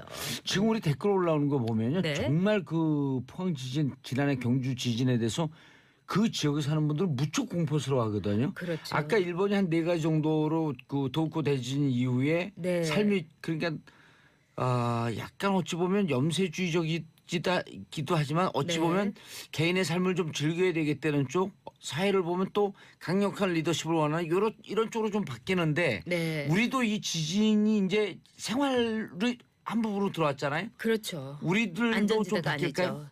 많이 바뀔 거라고 봐요. 예를 들면 이제 일본에 있을 때, 예. 그러니까 지진이 일어났을 때 일본 국민들의 대응 굉장히 그 기계적일 정도로 그냥 착착착착 훈련이 잘 돼 있어요. 그막 매뉴얼이 있어요. 10가지. 보면 아이들 그렇죠. 초등학교 아이들이 네. 막 책상 밑으로 숨는 그럼요. 거. 그리고 10가지 그걸 늘 매뉴얼. NHK에서 그걸 방송을 합니다. 정말 시시때때로. 근데 이제 이건 일본의 상황이죠. 우리 지진을 맞이하는 사람들한테도 도움이 될 것 같으니까요. 당연히 도움이 10가지 되죠. 대응 방식. 그러니까 신체 안전을 먼저 도모한다. 두 번째는 화재 예방을 신속하게 화재 해야 된다. 예방. 세 번째는 창문을 열어서 내가 나갈 출구를 일단은 어딘지를 확인한다. 네 번째는 실내 유리 파편 같은 거를 일단은 조심해야 된다. 유리 파편 조심. 그렇죠. 예. 5번째는 밖으로 무조건 뛰쳐나가서는 안 된다. 다 밖으로 뛰쳐나오잖아요. 출구는 확인은 하되 밖으로 뛰쳐나가는 그 시점 같은 거는 이제 라디오 NHK의 재난 방송을 들으면서 판단을 하라고 얘기해요. 예. 그 다음에는 이웃의 안부도 이제 나중에 확인을 해야 된다. 그건 이제 단체 행동이죠. 그 다음에 구출 구호에 대해서 연락처를 늘 갖고 있고 어디로 가면 되는지를 이제 알아둬야 된다. 그 다음에 피난 전에 그 전기, 가스 체크를 해서 이것이 누출되지 않도록 해야 된다. 그러니까 집에서도 이제 나와서 어디로 가라든지 이런 재난 방송이 아주 잘 돼요. 예. 그다음에 이제 좁은 골목이라든가 담장 주변, 그다음에 다리 이쪽 교량 예. 이런 곳으로는 접근하지 말아라. 네. 그다음에 10번째는 바른 정보를 접하고 침착하게 행동하라. 이런 이제 몇 가지 그들의 이제 매뉴얼이 있는데 이런 매뉴얼을 일본 사람들은 그냥 몸에 배 가지고 잘 지켜요. 예. 근데 똑같이 이렇게 일본에 있는데 저를 비롯한 뭐 이제 일하러 온 특파원들, 기자들이라든가 유학생 또는 상사원 이런 사람들은 뭘 이걸 갖고 이러면서 이런 걸 잘 이제 안 지켰어요. 그리고 그건 왜냐면 우리는 한국에 돌아가면 안전하다 이런 생각을 저도 가졌던 것 같아요. 이제는 아닌 거 아니에요? 이제는 아니죠. 그래서 일본의 예를 우리도 공부를 해가지고 이쪽에 어쨌든 경험이 있고 우리는 경험이 없잖아요. 그래서 맞아요. 우리 정부도 이제 매뉴얼이라든가 이런 거를 좀 제대로 국민들에게 이 훈련도 시키고 이래야 될 것 같아요. 예. 5160님 여학원이 어제 병원 가느라 정치쇼 못 들어서 진짜 서운했는데요. 지금 계란찜 태워가며 여학원에게 쏙 빠져 있어요. 정치쇼 대박이에요. 아유, 감사합니다. 계란찜 태우지 말고요. 드시면서 들으세요. 계란찜은 좀 태워도 맛이 있어요. 예. 그래서 저도 계란찜 너무 좋아하거든요. 자, 네. 앞에도 우리가 앞에 2부 3부에도 네. 잠깐 얘기를 했는데 시간이 없으니까 간단하게 네. 수능 연기했어요. 잘했어요? 잘했다고 봅니다. 왜냐하면은 모든 사람들의 권리라는 측면에서 이 뭐 수능을 그 경주하고 포항에 있는 그 상황에서 어떻게 볼 수가 있겠어요. 예. 그럼 거기에서는 아무도 좋은 성적을 못 낸다는 건 불공평한 거죠. 예. 네. 알겠습니다. 저희는 이제 속보 전해드리면서 마무리하겠습니다. 전병헌 청와대 정무수석 대통령의 사의 표명했고요. 저는 내일 오전 10시 5분에 다시 돌아오겠습니다. 이어서 송은이 김숙의 언니네 라디오가 이어지죠. 채널 고정해 주시고요. 평화를 사랑하는 대한민국 국민 여러분 감사합니다. 땡큐 피스 코리아. 약 3배가 몰렸다고 그러고 그 카카오톡 메시지는 5배가 몰렸다고 그래서 제가 그래서 메시지를 보냈는데 왜 읽으면 그 숫자가 사라지잖아요. 그렇죠. 그게 사라지지가 않더라고요. 거기서 수신이 안 네, 되는 수신이 안 됐던 거예요. 야, 이렇게도 긴박감이 있네. 그래서 한 몇 시간 후에 어렵게 통화가 됐는데 예. 일단은 저는 그 저희 어머니가 울산에 계시기 때문에 엄마한테 연락을 했죠. 엄마가 그랬더니, 뭐야, 어머니? 어머니한테 전화를 드렸더니 일단은 그 아파트 13층에 사시거든요. 그러니까 어항에 있던 물고기들이 이제 밖으로 튀어나올 정도의 진동. 그래요? 그리고 그 위에 달리는 지금 장난 아니에요. 예, 전등이 5.6이면. 심하게 움직여서 이거 뭐지? 지진인가? 라고 어머니는 생각하실 정도였는데 그 뒤로 좀 잠잠해졌다 그러고요. 울산 지역은. 울산은 조금 머니까. 예. 그리고 이제 경주가 사실은 예전에 작년에 한번 5.8. 그 경험이 있었기 때문에 그게 트라우마가 엄청나더라고요. 그래서 그 제가 아는 친구는 이제 아이들이 있는데 아이들 데리고 일단은 아파트 밖으로 피신을 해 있었다. 뭐 이런 얘기를 하면서 그 작년 경험이 있기 때문에 어딘가에 그 뭐 피난처나 이런 것들이 마련이 될 것을 기대하고 있으면서 뭐 저랑 통화를 했었고요. 이게 가장 중요한 게 이제 포항 지역인데 진앙지가 이 포항시 북구 그 흥해라는 곳이거든요. 흥해. 예. 흥해읍. 그렇죠. 흥해읍인데 여기가 이제 망천리라는 곳이 지금 진앙지로 알려지고 있는데 지표면하고 그 진원지하고 9km 정도 거리. 무척 가까운 거죠. 네. 그래서 이제 뭐 작년 경주 지진보다는 리히터 규모는 적었다고는 하지만 그 움직임이나 그 직접 느꼈던 감각은 훨씬 더 강력하게 느껴졌던. 작년보다. 체감도. 네, 체감도가 훨씬 강력하게 느껴졌던 것 같고 그 지금 뭐 여러 매체 많이 나오고 있는 한동대학교 같은 경우는 제가 직접 전화를 해서 뭐 거기 교수님이나 통화를 했을 때는 깜짝 놀랐다 이 정도가 아니에요. 계단을 걷고 있었답니다. 제가 아는 지인이 그 건물 안에서 계단을 걷고 있었는데 보통 지진이 좌우로 움직이는 지진이 있고요. 상하로 움직이는 상하가 게 위험한데요. 이분이 느낀 거는 좌우로 움직이는 걸 먼저 느꼈고 롤러코스터 탔다가 높은 곳에서 떨어지면 이게 훅 떨어지는 느낌 있잖아요. 그 정도의 느낌이 있었다 그래요. 그래서 뭐 너도 나도 할 것 없이 그냥 모두 건물 밖으로 뛰어나가는 그 장면이 저희가 뭐 뉴스나 이런 곳에서 많이 봤던 장면인 것 같고 그 한동대학교가 아시다시피 그 빨간색 벽돌로 많이 지어져 있고요. 그리고 대부분의 학생들이 기숙사 생활을 합니다. 그렇기 때문에 그 공간 안에서 어떻게 해결을 해야 되는데 들어갈 그 실내가 없는 거예요. 모두 위험하다는 생각에 학교 앞에 그래서 그 교회가 있는데 이 교회에 모여서 이렇게 뭐 지금은 쉬고 있다 뭐 이런 얘기를 했었고요. 포항 시내 같은 경우도 포항의 구도심을 가보면 뭐 조그만한 천이 하나 흘러요. 예. 그 천 주변으로 그 쇼윈도가 쭉 있는 상가들이 이어지는데 간판 뭐 약간 흔들리는 정도. 시내에서는 그 정도 느꼈대요. 포항역에서 딱 오천대교 건너가기 그렇죠. 직전까지죠. 네. 그러니까 모두들 그 뭐 너나 할 것 없이 모두들 그 진동을 다 느꼈었던 것이고 그리고 무엇보다 그 경주 지진을 포항 지역에서도 어느 정도 느꼈었기 때문에 그 진동의 시간 길이가 길었답니다. 뭐 예전에는 뭐 5초, 7초, 10초 이렇게 느꼈다면 이번에는 한 20초 이상 느꼈다는 분들도 많고 그 흥해라는 곳이 사실은 그 주거지가 밀집돼 있는 지역은 아닌데 그 흔히 말하는 이제 읍내에는 좀 모여 있거든요. 그 이번에도 뭐 보도에 많이 나왔지만 그 5층짜리 아파트가 있는데 A, B, C, D 2동 이렇게 한 6, 7동이 있는 그런 아파트예요. 특히 그 중에 2동 2동 같은 경우는 아예 건물 자체가 오른쪽으로 기울 정도로 모두가 금이 갔고 그 건물에 계신 분들은 모두 밖으로 나와서 지금 대피하고 있는 상황이고 또 빌라 한 곳은 외벽이 다 떨어져 버린 곳이 있고요. 여기가 그 MB 그 생가로 알려져 있는 덕실마을이라는 곳이 있거든요. 뭐 거기 뭐 조성해 놨잖아요. 거기랑 한 5km 정도 떨어져 있는 곳이에요. 그래서 그쪽도 혹시 궁금해서 물어봤는데 그쪽에 계신 분들은 연락이 일단 지금 안 되고 있어요. 웃을 일이 아니에요. 그 포항역은 뭐 천장이 떨어졌다 그러고요. 그 포항시가 이제 많은 분들이 아는 것처럼 뭐 포스코도 있고 또 해병대 1사단도 있고 포항 도심이 있는데 도심에서 약간 북쪽으로 지금 신도시가 조성되고 있거든요. 그 양덕이라는 곳이 그 아파트 단지들만 구축되어 있는 곳인데 고층 아파트들이 많아요. 그 고층에 사시던 분들은 모두 긴장을 하고 있는 상태고 그나마 새 아파트라서 내준 설계가 좀 뭐 좀 비교적 그 피해는 덜했던 것 같은데 그럼에도 그 공포감이 무서우니까 뭐 지인들 집 혹은 뭐 다른 지역으로 이동하시는 분들도 있었고 포항 톨게이트 인근에는 교통 정체도 있었다고 그러더라고요. 예. 거기 진원지에서 포항역까지 한 2km, 얼마 안 3km 되죠. 그 사이 네. 정도 되더라고요. 그래서 KTX가 다니는 길인데 지금 KTX도 서행을 한다라고 하잖아요. 그리고 이제 방금 이제 일반 시민들 얘기하셨는데 저는 이제 저는 이제 군과 인연이 있는데 지금 포항에 있는 그 귀신 잡는 해병대원들도 다 책상 밑에 있답니다. 그리고 평소에는 전투모를 쓰잖아요. 예. 지금 다 방탄 헬멧을 쓰고 다닌답니다. 계속 여진이 있으니까. 그 여진의 공포가 엄청난가 봐요. 그리고 지금 아직 정확하게 뭐 집계는 되고 있지만 뭐 피해액이 69억이라고 하지만 69억뿐만 아니고 엄청나게 많은 이제 시작인데요. 이제 집계한 게 뭐 예. 57명 부상이고 한데 알겠습니다. 집계가 되는 대로 출동 준비를 하고 있다 그러고. 지금 문자 알겠습니다. 왔네요. 방금 포항에서 김정민님 쿵하고 방금도 지진났다고. 포항 쿵하고 지진이 일어났어요. 무서워요. 아까 포항 흥해읍에 사시는 분 제보한 분이 김정민님이 흥해읍에 사시거든요. 아이고, 예. 최경목님 비닐하우스 일하고 있는데 무너지는 줄 알았어요. 여기는 창원시입니다. 야 많이 떨어졌는데도. 경상도 일대가 다들 느끼셨나 예, 봐요. 이정실님 저희 연희가 안산산에서 어항물이 철렁철렁 흔들리고 산사베리아 작은 화분도 테이블 위에 놓아놨는데 화초도 덜덜 흔들렸다고 해요. 자 이제 우리 전문가 연결을 해볼 텐데 문제는 뭐냐 하면 2011년 그 동일본 대지진요? 도후쿠 네.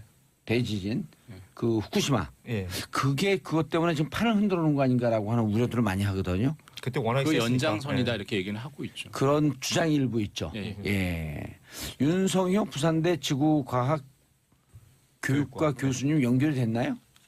그럼 연결이 됐으면 연결이 됐다 그래야죠. 예? 예.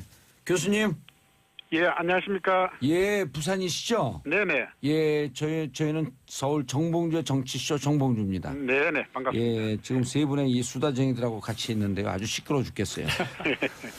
교수님, 예. 무섭다는 얘기가 계속 올라와요. 지금 상황을 물론 여기 그 취재한 분들이 그 말씀을 해주셨는데 전문가 입장에서 간단하게 상황 정리를 좀 해주시죠. 예, 너무 걱정하실 필요는 없고요. 예. 그 지진이 일어난 이후에 여진이 규모 4가 한 번, 3 정도가 3번, 나머지는 규모 2 정도로 지금 38번 발생했는데요. 그 총 41번이요? 예, 예. 오늘도 지금 발생한 거 오는 걸 그 수치에 안 들어갔잖아요. 예, 곧 이제 들어갈 건데 예. 그것도 이제 그렇게 큰 게 아니고 이게 이제 흥해읍 1원에 그 진앙이 집중되어 있습니다. 예. 그래서 원래 양산 단층이라는 것은 흥해읍의 서쪽, 예. 보경사 그 산 있는 앞쪽으로 이렇게 가는 건데 거기서 양산 단층의 동쪽 국도 주변에 그 한동대학 있는 쪽 거기서 지금 발생하고 있는데 양산 단층에서 발생했다 이런 얘기시죠? 양산 단층 본선이 아니고 예. 양산 단층의 오른쪽에 있는 작은 지선. 어떤 단층이 예. 그렇죠. 예. 예. 그러니까 뭔가 안을 갖고 북을 갈 수 있겠다 이렇게 보는 거죠. 예. 어. 지금 그 다자 회담에서 이루어진 각자의 입장이 분명히 전달될 것으로 보고 있거든요. 예. 평화 무드가 급속히 찾아올 수도 있겠다라는 평가들도 있습니다. 제가 내년 3월까지 내년 3월쯤에 급격하게 평화 분위기로 갈 것이다. 네. 왜냐하면 제가 이제 또 뉴욕 라인이 유엔 라인 북한 대표가 거기 와 있잖아요. 거기도 예. 아니 거기 이제 빨대는 없는데 느낌이 그냥. 느낌이, 예. 그것도 우리가 통일운동 오래 했잖아요. 한미 문제, 남북 네. 문제 관심을 오래 보다 보면 또 느낌이 오거든요. 예. 그리고 더 이상 트럼프가 밀어갖고 갈 곳이 없어요. 이제는 전쟁이에요. 근데 전쟁하면 안 된다고 전 세계인이 얘기하고 있는데. 그렇죠. 예. 알겠습니다. 전병헌 수석 다 이르면 다음 주 소환? 보통 검찰이요. 예. 그 공개적으로 소환을 하겠다라고 이야기하는 경우는 드물거든요. 예. 근데 특히나 청와대 현 정무수석이잖아요. 예. 수석 중에 수석, 왕수석. 수석 중에 수석이죠. 예. 정무수석이라고 하면 특히 이제 정가를 수석 서열 1위. 그렇죠. 비서실장 빼고는 예. 실제로 지금 비서실장보다 연배나 여러 가지 면에서 선배이기도 하고요. 예. 어제 공개적으로 밝혔습니다. 소환을 하겠다. 그리고 이르면 이번 주 내에도 소환을 할 것으로 보입니다. 그런데 어제 우리가 삼변 시대에서도 잠깐 다뤘지만 왜 전병헌 수석을 소환한다고 하는데 자유한국당이 떨고 있을까? 지금 상황에서 검찰이 예. 본인들의 정당성을 제대로 확보하기 위해서는 일단은 여당 그다음에 이제 야당. 다양하게 일종의 포트폴리오라고 하는데요. 그렇죠. 포트폴리오. 예. 그게 중요하거든요. 2015년 7월 그때 로비 5월에서 7월 사이 로비 한창 진행될 때 네. 당시 여당은 새누리당이었죠. 그렇죠. 그리고 홍문정 위원장이 미방위원장이었죠. 맞습니다. 지금도 미방위원장인가요? 지금 잘 모르겠죠. 예, 좀 확인해 모르셔도 돼요. 그때 누구였었냐. 그리고 그때 수사하다가 검찰은 왜 덮었을까? 어제 우리가 여기서 삼변시대에서 다 얘기했어요. 그렇죠. 예, 말씀하셨죠. 예. 알겠습니다. 그리고 재밌는 스토리가 있어요. 짐바브웨 쿠데타? 지구촌 최장기 독재자. 그래요? 예, 그렇습니다. 무려 93살인데요. 로버트 무가베 짐바브웨 대통령이요. 93살이요? 예. 오호. 37년 독재가 드디어 또 아이러니입니다. 쿠데타로 막을 내리게 됐습니다. 그 15일입니다. 새벽 4시께 짐바브웨 군 대변인이 국영 텔레비전에 나와서 대통령과 가족을 안전하게 보호하고 있다라고 이야기하면서 쿠데타의 성공 사실을 알렸고요. 그리고 부인 그레이스 무가베라는 분이 있는데 52살입니다. 전날 밤 군의 허락으로 나미비아로 떠났다는 소식도 전해집니다. 이게 어떻게 진행이 된 거냐면요. 그 짐바브웨 대통령이 최근에 이제 건강이 좋지 않아지면서 권력 승계 문제가 불거졌거든요. 예. 지난 6일에 독립운동 동지입니다. 그러니까 실제로 지금 그 독재자이지만 독립운동을 한 사람이에요. 예. 그 동지이자 유력한 차기 대통령 후보인 그 부통령을 경질했어요. 어허. 예, 최근에요. 경질하면서 어떤 프로젝트를 했냐면 아까 말씀드린 그 41세 연하 부인 그레이스 무가베를 권력을 물려주겠다. 이런 그 프로젝트를 가동하기 시작합니다. 예. 그러면서 이제 군에서 그 나서서 그래서는 안 된다. 이렇게 나선 거죠. 군에서. 예. 그러면서 이제 그 군 사령관이 이미 경고를 며칠 전에 했고요. 그게 이제 실행으로 옮겨진 겁니다. 예. 부인이 52살이에요? 예. 예, 일명 구찌 그레이스라고. 예. 아주 명품을 좋아하고. 아주 전형적인 독재자의 퍼스트 레이디죠. 요즘 제일 잘 나가는 또 구찌를 좋아하시군요. 우리는 묵찌바는 있어도 구찌는 없어요. 묵찌바. 자, 한 가지만 더 말씀을 드리면요. 이 군 대변인은 군이 정부를 접수한 것은 아니다. 우리는 임무를 완수하면 상황이 정상으로 회복되리라 기대한다라고 이야기를 했거든요. 예. 쿠데타 한 사람들의 그 전형적인 그리고 부통령에게 물려줄 것처럼 하면서 또 자기들이 정권 가져가는 거 아니에요? 그렇죠. 뭐 그럴 가능성이 없지 않습니다. 부통령 이름이 누군가? 부통령 이름은요. 약간 좀 어려운데 에머슨 음낭가 그와입니다. 에머슨 음낭가 그와. 네. 그와 함께 쿠데타를 했나? 그와 배제하고 쿠데타를 그리고 아까 말씀하셨던 그 군 사령관은 콘스탄티노 치우엥가. 콘스탄티노 치우엥가. 그 사람이 61세죠. 나이는 모르죠. 치우엥가의 나이는 제가 지금 확인은 안 돼 있고요. 부통령은 75세입니다. 부통령 75세. 아유, 김윤주님, 애고 얼마나 불행했을까. 저 나라 국민들 유유. 그렇죠. 우리처럼 촛불도 못 들고. 아유, 참 우리나라 국민들 진짜 이런 거 보면 볼수록 대단해요. 그렇죠. 18년 박정희 독재 정권을 견뎌내고 80년 6월 항쟁을 하고 80년 5월 항쟁을 하고 5월 항쟁이 무너지니까 또 7년 만에 87년 6월 항쟁을 하고 노태우 정권이 들어와서 또 5년 뒤에 문민정부로 갔다가 촛불을 들었다. 아유, 진짜 대한민국 국민으로 사는 이 40년이 왜 이렇게 힘들었는지. 그래도 좋은 나라 왔잖아요. 400년에 있었을 법한 일들이 한꺼번에 일어나는 거예요. 400년에 있었을 일. 그렇죠. 400년 동안 있었을 일이 한꺼번에 있었던 것 같기도 합니다. 그렇죠. 국민들이 위대해서. 위대한 국민들에게 인사하세요. 끝났어요 이제. 네, 지금까지 한겨레 21 하호영이었습니다. 2부 아빠들의 왕수다 돌아오는데 채널 고정해 주세요. 위대한 국민 여러분, 대한민국 국민 여러분 사랑합니다. 존경합니다. 정봉재 정치쇼 2부 순서 들어가겠습니다. 아빠의 눈높이에서 아빠들의 시선으로 왕수다를 빵빵빵빵 떨어주실 세 분 함께했습니다. 자, 정인설 한국경제신문 기자 자리하셨습니다. 안녕하세요. 정인설입니다. 안녕하세요. 네.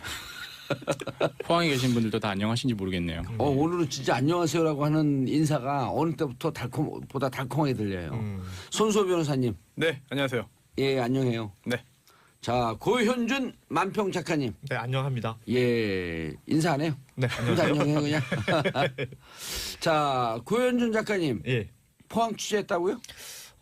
제가 예전에 한 20년 전쯤에 포항 MBC에서 방송을 했었는데요. 예. 네, 그때 한 5, 6년 그 동네 살았었어요. 그래서 오. 그 지역에 이제 지인들이 많아서 예. 어제 그 재난 문자 받고 나서 확인차 연락을 했더니 초창기에는 일단 전화가 안 됐어요. 맞아요. 아, 너무 많이 전화 맞아요. 오니까. 막 폭주를 했었나 봐요. 3배 정도였다고 네. 하더라고요. 통화 한 연결량이. 3배 정도인데 전화가 안 돼? KT 뭐 하고 있어요, 이 사람들? 글쎄요, 뭐 KT는 SK도 문제고. SK, LG, U 플러스, U 플러스. 콘 찍어. 아니 세배 들었는데 안 되는구나. 기간이 얼마나 다른데 아, 2, 3분 사이에 짧은 시간에 막 몇십 배가 하니까. 는 거죠. 근데 몇 그때 시간 단위로 집중적으로. 맞습니다. 그 전체 총량 3배지만 네. 그 시간대는 360배쯤. 뭐 그럴 수도 있는 거고요. 어제 그리고 2시 29분인가 그랬죠. 일단 통화는 흔들리면 뭐 오전 시험 치다가 오후까지 이어지지 말란 법 없고. 예. 그러니까 아무튼 뭐 지금 전반적인 느낌은 수능 연기는 잘한 것이다라는 평가가 많더라고요. 아니 수험생이 딱 들어가면요 아주 쉽게 이렇게 예상하시면 돼요. 0.1mm 유리가 그 양쪽 끝에 걸려갖고 서 있는 거와 똑같은 정도의 긴장 상태거든요.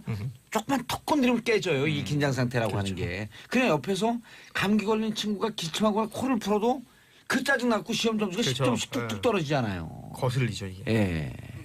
이 역사적으로 유례 없는 일 때문에 예. 피해 보는 분도 많은 것 같아요. 그 어제 책걸상을 다 뺐다가 또 다시 넣고 이런 그 학교에서 일하시는 예. 분들 뭐 이런 분들도 정말 이럴 때는 온 국민들이 진짜 수능 보는 학생들을 중심으로 사회가 좀 많이 배려하고 그렇죠. 신경 배려해야죠. 쓰고 수능 잘 보라고 격려도 좀 해주고.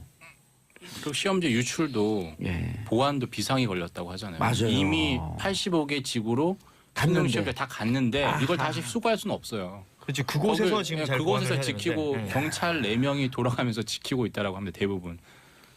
수능 연기를 하면서 처음에는 의견이 좀 갈린 것 같아요. 뭐 그냥 치르면 되지 왜 연기해서 문제를 키우냐라고 하는 분들도 계셨던 것 같은데 이제 연기 결정을 하는 그 과정이 또 오늘 조금씩 알려지고 있습니다. 사실 그 대통령 수석보좌관회의가 끝났죠. 그래서 그때는 연기 결정을 안 했습니다. 그런데 문재인 대통령이 책임 있는 사람이 내려가서 직접 봐라. 라고 해서 이제 김부겸 장관이 내려갔다고 하고요.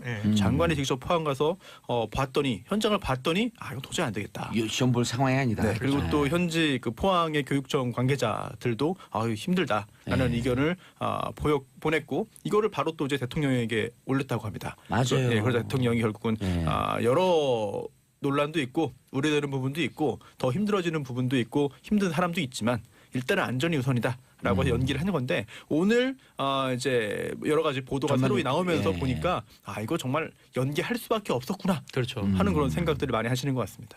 이게 그 정치인들 중에 특히 국회의원 해본 사람들이 장관하면 잘하거든요. 잘해요. 정치인들이 장관하면 제일 잘합니다. 어떤 특성이 있습니까? 국회의원도 잘하는 사람과 못하는 사람, 잘 못하는 사람 딱 구분이 되는데 잘하는 사람들의 특징이 뭐냐면요. 네. 좌우명이 있어요. 뭐예요? 현장에 답이 있다. 우리 우문현답. 왜요? 그렇죠. 우리의 문제는 현장에 답이 현장에 우문현답 좋네요. 왜냐하면 문제 있을 때 현장에 가는 사람들이 가서 보는 사람들이 답을 빨리 찾아요. 그렇지 않은 건 뭐라요? 탁상공론이라 그러거든요. 그렇죠. 가장 확실한 답이죠. 예. 알겠습니다. 저희는 광고 듣고 그리고 3부 계속 이어가도록 하겠습니다. 정봉재 정치쇼 듣고 계십니다. 정봉재 정치쇼 3부 순서 들어가겠습니다. 아빠들 왕수다. 정윤설 한국경제신문 기자, 손수호 변호사님, 고현준 만평작가 함께하고 계십니다. 자, 2부에서 계속 경주 포항 지진에 대해서 얘기했죠. 말씀 나누고 있었고요. 자, 샵 103으로 많이 불안해하시는 우리 청취자 여러분들 함께 참여해 주시기 바라겠습니다. 자, 은하수님 아이들의 안전이 우선인 것 같아요. 자, 아까 손수호 변호사님께서 결정하는 과정 그렇죠? 네, 연기 결정하는 과정 말씀해 주셨는데 어쨌든 뭐 지금 반응은 괜찮은 것 같습니다. 괜찮다. 네, 다행이다. 예. 왜냐면 아까 우리 그 말씀하셨듯이 여진이 오늘 9시 넘었어도 그렇죠. 그럼 수능 보다가 나오는 상황이거든요. 그럼 정말 큰일 나는 거죠. 예. 그리고 실제 그 수능 시험장이었던 뭐 포항고등학교, 포항여고, 대동고등학교, 유성여고 등에 예. 실제 건물에 균열이 생겼단 균열이, 말이에요. 예, 네, 그렇죠. 그래서 아이들 안전을 우선으로 생각한다면 당연히 좀 연기를 했었어야 되는 것이 아니냐라는 말들이 많이 있습니다. 이분 얘기가 아주 그냥 그 딱 체감이 오는데 김미정님 작년 울산에서 공무원 시험 준비하는데 9월 10일 지진 이후에 10월 1일 시험 치는 날까지 스트레스였고 집중력 제로였습니다. 9월 10일 이후 멘붕이었습니다. 그럴 수 있죠. 시험을 볼 수가 없는 상황이 되는 거예요. 예.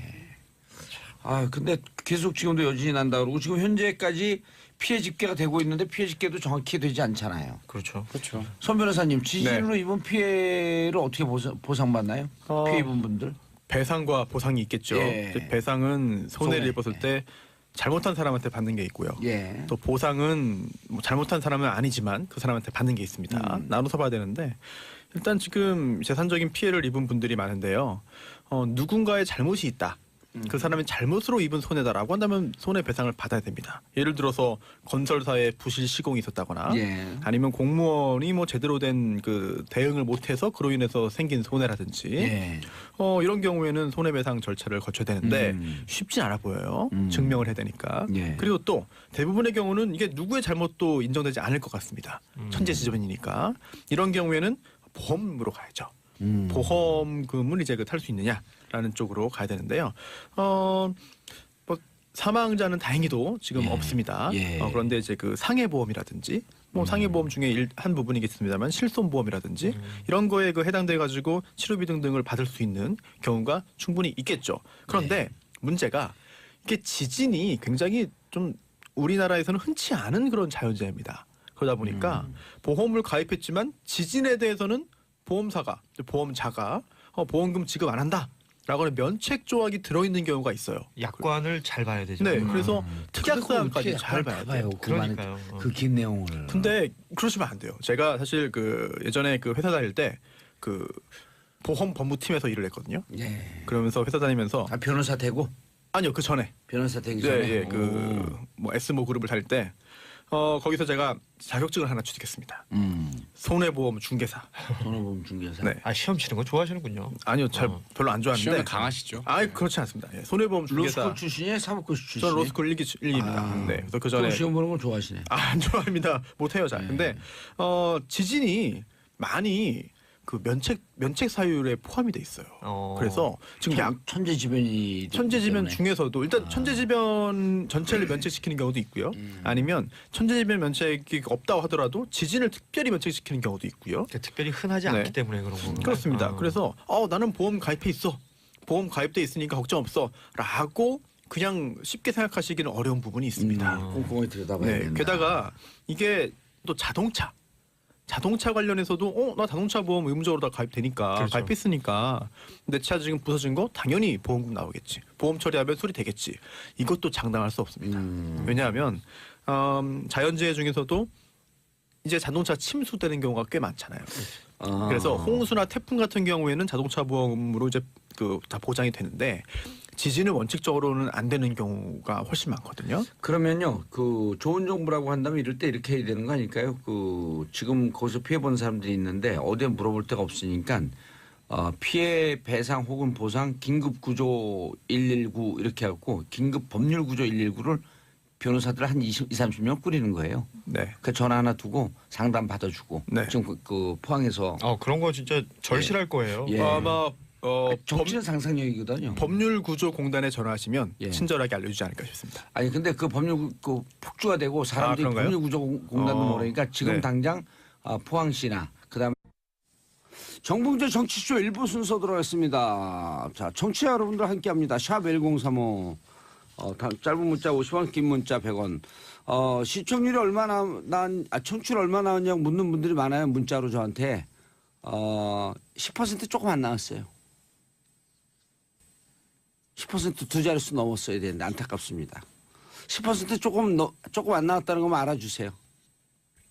그러면 1%나 9%나 도찐개찐. 자, 오늘의 주제는 도찐개찐입니다. 자, 김종민님 여긴 포항입니다. 밤새 여진 때문에 뜬 눈으로 지샜어요.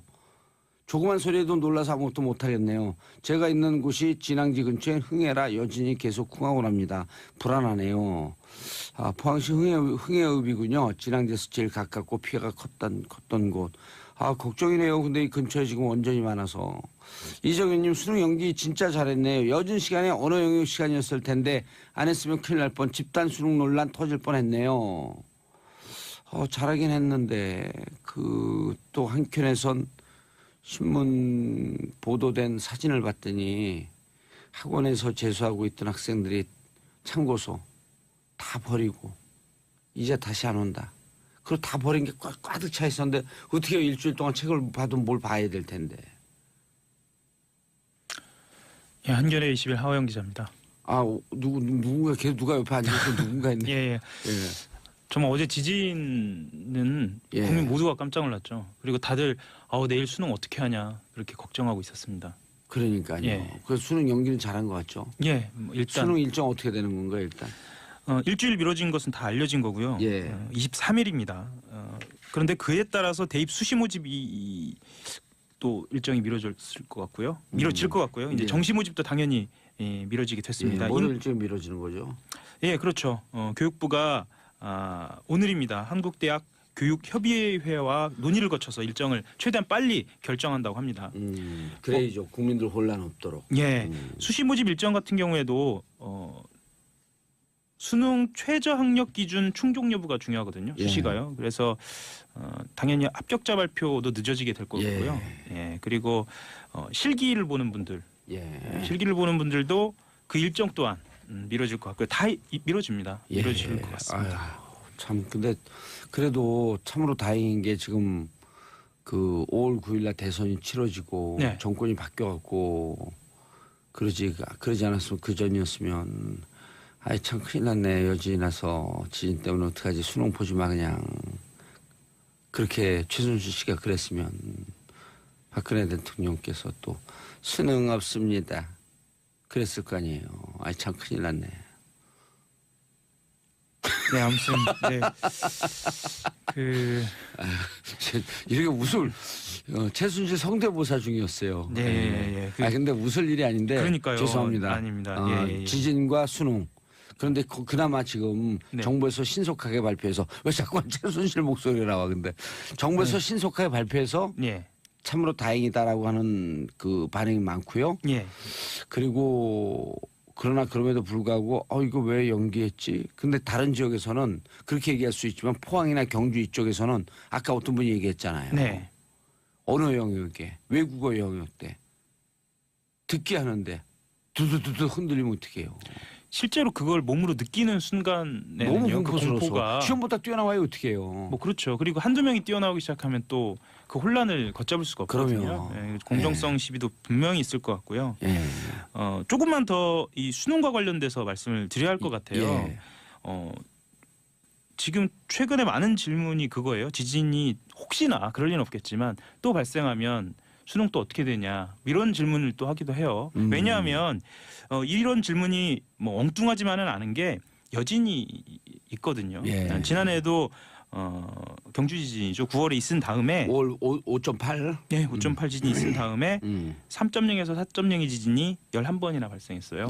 그래서 어떻게 되나라고 궁금해하시는 분들이 많은데 실제로는 지진 상황에 따라 추가 변동이 있을 수도 있다 정도밖에 말씀드리기는 어려울 것 같습니다. 지금 교육당국도 초유의 사태이기 때문에 그러면 상황을 보고 판단하는 것으로 그렇게 진행하는 것 같습니다. 그리고 배정된 시험장이 어떻게 되는지 좀 여쭤보시는 분들 계세요.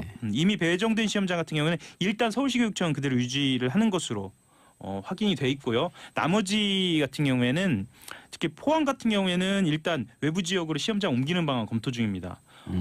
TV나 이렇게 영상을 통해서 보셨겠지만 균열이 간 시험장도 있고요. 필로티 건물이 뭐예요? 필로티 건물 같은 경우에는 지금 온라인상에서 그 굉장히 위험한 그러니까 약간의 균열이 그냥 약간의 균열이 아니고요. 기둥이 이렇게 조금 주저앉은 형태로 나온 사진이 지금 화제인데요. 이게 그 흔히 그 빌라나 이제 원룸에서 볼 수 있는 건데 1층에 벽 없이 기둥만 세워진. 그러니까 2000년대 초반에 주차 기준이 강화되면서 예. 주차장을 만들려고 벽 없이 기둥만 세운 건물들. 예, 그래서 이제 1층을 주차장으로 쓴 거죠. 그렇죠, 그렇죠. 예, 예, 예. 실제로 2015년도에는 내진 기준이 강화되면서 필로티 건물에도 충분히 내진 강화 설비를 해야 한다라고 했음에도 불구하고 2015년 12월 기준으로 했을 때 적용 기준이 10%가 안 됐어요. 그래서 이 전문가들은 어쨌거나 그 구조를 보강해야 하고 세제 혜택 등을 통해서 안전 대책을 세워야 한다. 뭐 이런 말들이 이제 나오고 있고요. 포항 상황은 지금 무척 불안해하는 것 같은데요. 예. 예. 어쨌든 여진 때문에요. 예. 다들 좀 불안해하고 있습니다. 알겠습니다. 자, 시진핑 특사 그 김정은 만나러 내일 북으로 간다. 예. 2년 만인데요. 예. 중국 공산당 숭타오 대외 연락부장이 이 시진핑 국가 주석 특사로 방북합니다. 실제로 지난번 2015년에 방문한 류인산 상무위원보다는 한 급이 아래인데요. 이번에 중요한 것은 무엇냐면 도널드 트럼프 미국 대통령의 방중에 이어서 그다음에 시 주석이 에이펙이죠. 정상회의 때 한국, 미국, 일본, 러시아 정상 모두 만난 뒤에 이루어진다는 점에서 북핵 문제도 비중 있게 논의될 것으로 그렇게 보이고 있습니다. 그리고 지금 중국 당대회 기간 포함해서요. 예. 최근 60일 기간 동안에 도발이 없었어요. 예. 그랬네요. 예, 그리고 예. 물밑 접촉도 미북 간에 북미 간에 이루어지고 있는 상황이어서 결과가 어떻게 될지 주목이 됩니다. 예. 어제 그저께 제가 그 대외 관계 아주 전문가를 만났더니 예. 상당히 이번에 들어와갖고 시진핑 그 트럼프가 네. 북한 인권 문제에 대해서 세게 얘기를 했지만은 이번에 방한 방일 방중 때 보여주면 그 상황을 보게 되면 북한과 무언가 상당히 접근이 이루어진 것으로 느껴진다. 그렇죠. 그런 얘기들을 많이 해요. 네. 예, 움직였다 이렇게 보는 겁니다. 예, 양산 단층의 오른쪽에 있는 작은 단층이 움직였다. 네네. 예, 양산 지난번에 경주에서 발생한 5.8 지진은 양산 단층에서 발생한 거죠? 아니 양산 단층의 서쪽에 있는 작은 단층. 지난번에 서쪽, 이번에는 동쪽. 네. 양산 단층 싸고 서동에서 계속 그 작은 단층에서 계속 발생이 되고 있네요. 네네. 예. 자, 여진 계속 되는데 수일 내에 더 큰 지진 올 가능성이 있다, 없다? 없다. 낮다. 대단히 낮다. 네. 지난해에도 5.8 지진이 오고 난 다음에 네.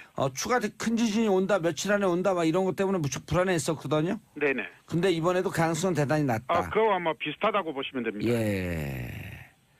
그런데 많은 분들이 궁금해하는 게요. 예. 저희도 방금 말씀을 했지만 2011년 도후쿠 대지진 네. 후쿠시마. 네. 그러면서 부리고리라고 하는 환태평양 판이 흔들리면서 영향을 준 거 아니냐라고 하는 걱정들을 많이 하거든요.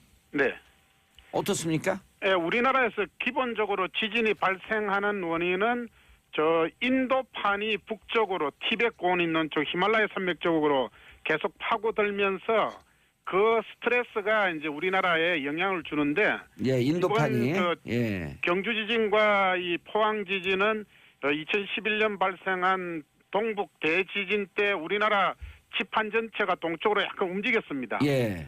그때 준 스트레스 일부가 이 단층선 주변의 작은 단층들을 이렇게 움직이게 했을 가능성도 충분히 있습니다. 예. 충분히 있지만 그러면 교수님이 전문가 입장에서 보시기에 예. 통상적으로 인도판이 움직이면서 오는 지진인지 아니면 도후쿠 대지진 때 동쪽으로 움직여서 그 영향으로 움직이는 건지 그건 정확하게 판단이 안 되나요? 예, 그거는 이제 지진이 좀 규모가 어느 정도 크고 하면은 그 압축 응력이 어떤 방향으로 작용했는가를 보고 예. 인도판의 힘이 작용했느냐 그러면 동북 일본의 태평양판이 일본 열도에서 해구 쪽으로 침강하면서 오는 그 스트레스에 의해서 작용했는가 이런 것들을 분석을 할 수 있는데 예. 그 하나만 가지고 이야기하기가 어렵다. 그렇죠. 뭐 지진이라고 하는 것이 그 원인이 워낙 다양하니까요. 네네네. 예. 그렇다고 한다면 일본판이 움직였을 때 일본판이 움직인 것이 주 원인이냐 아니면 인도판이 움직인 것이 주 원인이냐 했을 때 앞으로 이 지진이 더 많이 발생할 것인가 안 할 것인가라고 하는 것이 우리 그 국민들이나 그 지역 주민들은 가장 큰 우려거든요. 네. 어떻게 보고 계세요? 일본은 환태평양의 불의 고리, 예. 환태평양 지진대에 속해가지고 예. 지판 4개가 맞붙어 있는 경계에 위치하기 때문에 날마다 지진이 발생하는 지진 빈발 국가고 예. 우리나라는 거기서 떨어져 있는 판 내부에 있는 일본에 비해서 상대적으로 지진 발생 빈도가 낮은 국가거든요. 예. 지진이 전혀 발생 안 한다는 게 아니고. 낮은 국가다. 예, 그 확률적으로 하면은 1대 1500. 일본에 1500개 지진이 발생하면 우리나라 하나 정도는 발생하는 그런 장소인데 예. 최근에 우리나라 동남단 양산단청 주변 지역이 그 동북대 지진 그 여파로 약간 상대적으로 집안이 불안정한 상태에 와 있다고 보기 때문에 예. 작은 이런 규모 5 정도의 지진이 발생하는 것으로 이렇게 볼 수가 있습니다. 예. 근데 지난해 5.8, 이번에 5.6. 어쨌든 최근 10수년 사이에 네. 꽤 큰 규모의 지진이 1년 사이에 2번 잇따라 발생한 거거든요. 앞으로의 그 가능성, 위험성 어떻게 보십니까? 예. 작년 9월 12일 날 5.8의 지진이 발생했고 이제 어저께 5.4의 지진이 발생했는데 예. 그 5 규모의 지진은 그 양산단청 주변이나 우리나라 뭐 서해 지역도 마찬가지고 예. 거기서 언제든지 발생할 가능성은 있습니다. 음흠. 근데 그게 이제 언제쯤 발생할 것인가 이것은 예. 현재의 그 관측 그 시설 기반 이것으로 그걸 예측하는 것은 어려운 단계고요. 예. 다만 그 빠른 시간 안에 네. 다시 이런 정도의 규모의 지진이 다시 올 가능성은 대단히 낮다. 네네. 이렇게 보고 계시는 거죠? 네네. 알겠습니다. 교수님 그 지진 계속 연구하셔갖고요.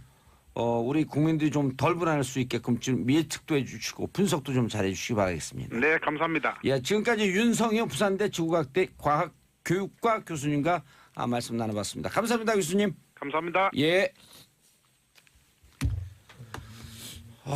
잘들 들으셨죠? 네. 네. 예, 졸고 있는 분들, 졸았던 분들 손 들어보세요. 웃지 마시라니까요, 오늘. 웃으면. 어떤 분들은 예. 그 지금은 이 5.4가 예. 그 전진이고 진짜 본진이 또 있을 수도 있지 않느냐 뭐 이런 그 우려를 하시는 분들도 있더라고요. 예. 아니, 왜냐하면 지진은 워낙 그 예측이 불가능하기 그렇죠. 때문에 일본도 지진은 계속 나는 1500배 나는 나라임에도 불구하고 예측은 불가능하잖아요. 자, 정윤설 기자님, 제일 중요한 게 학생들 불안감.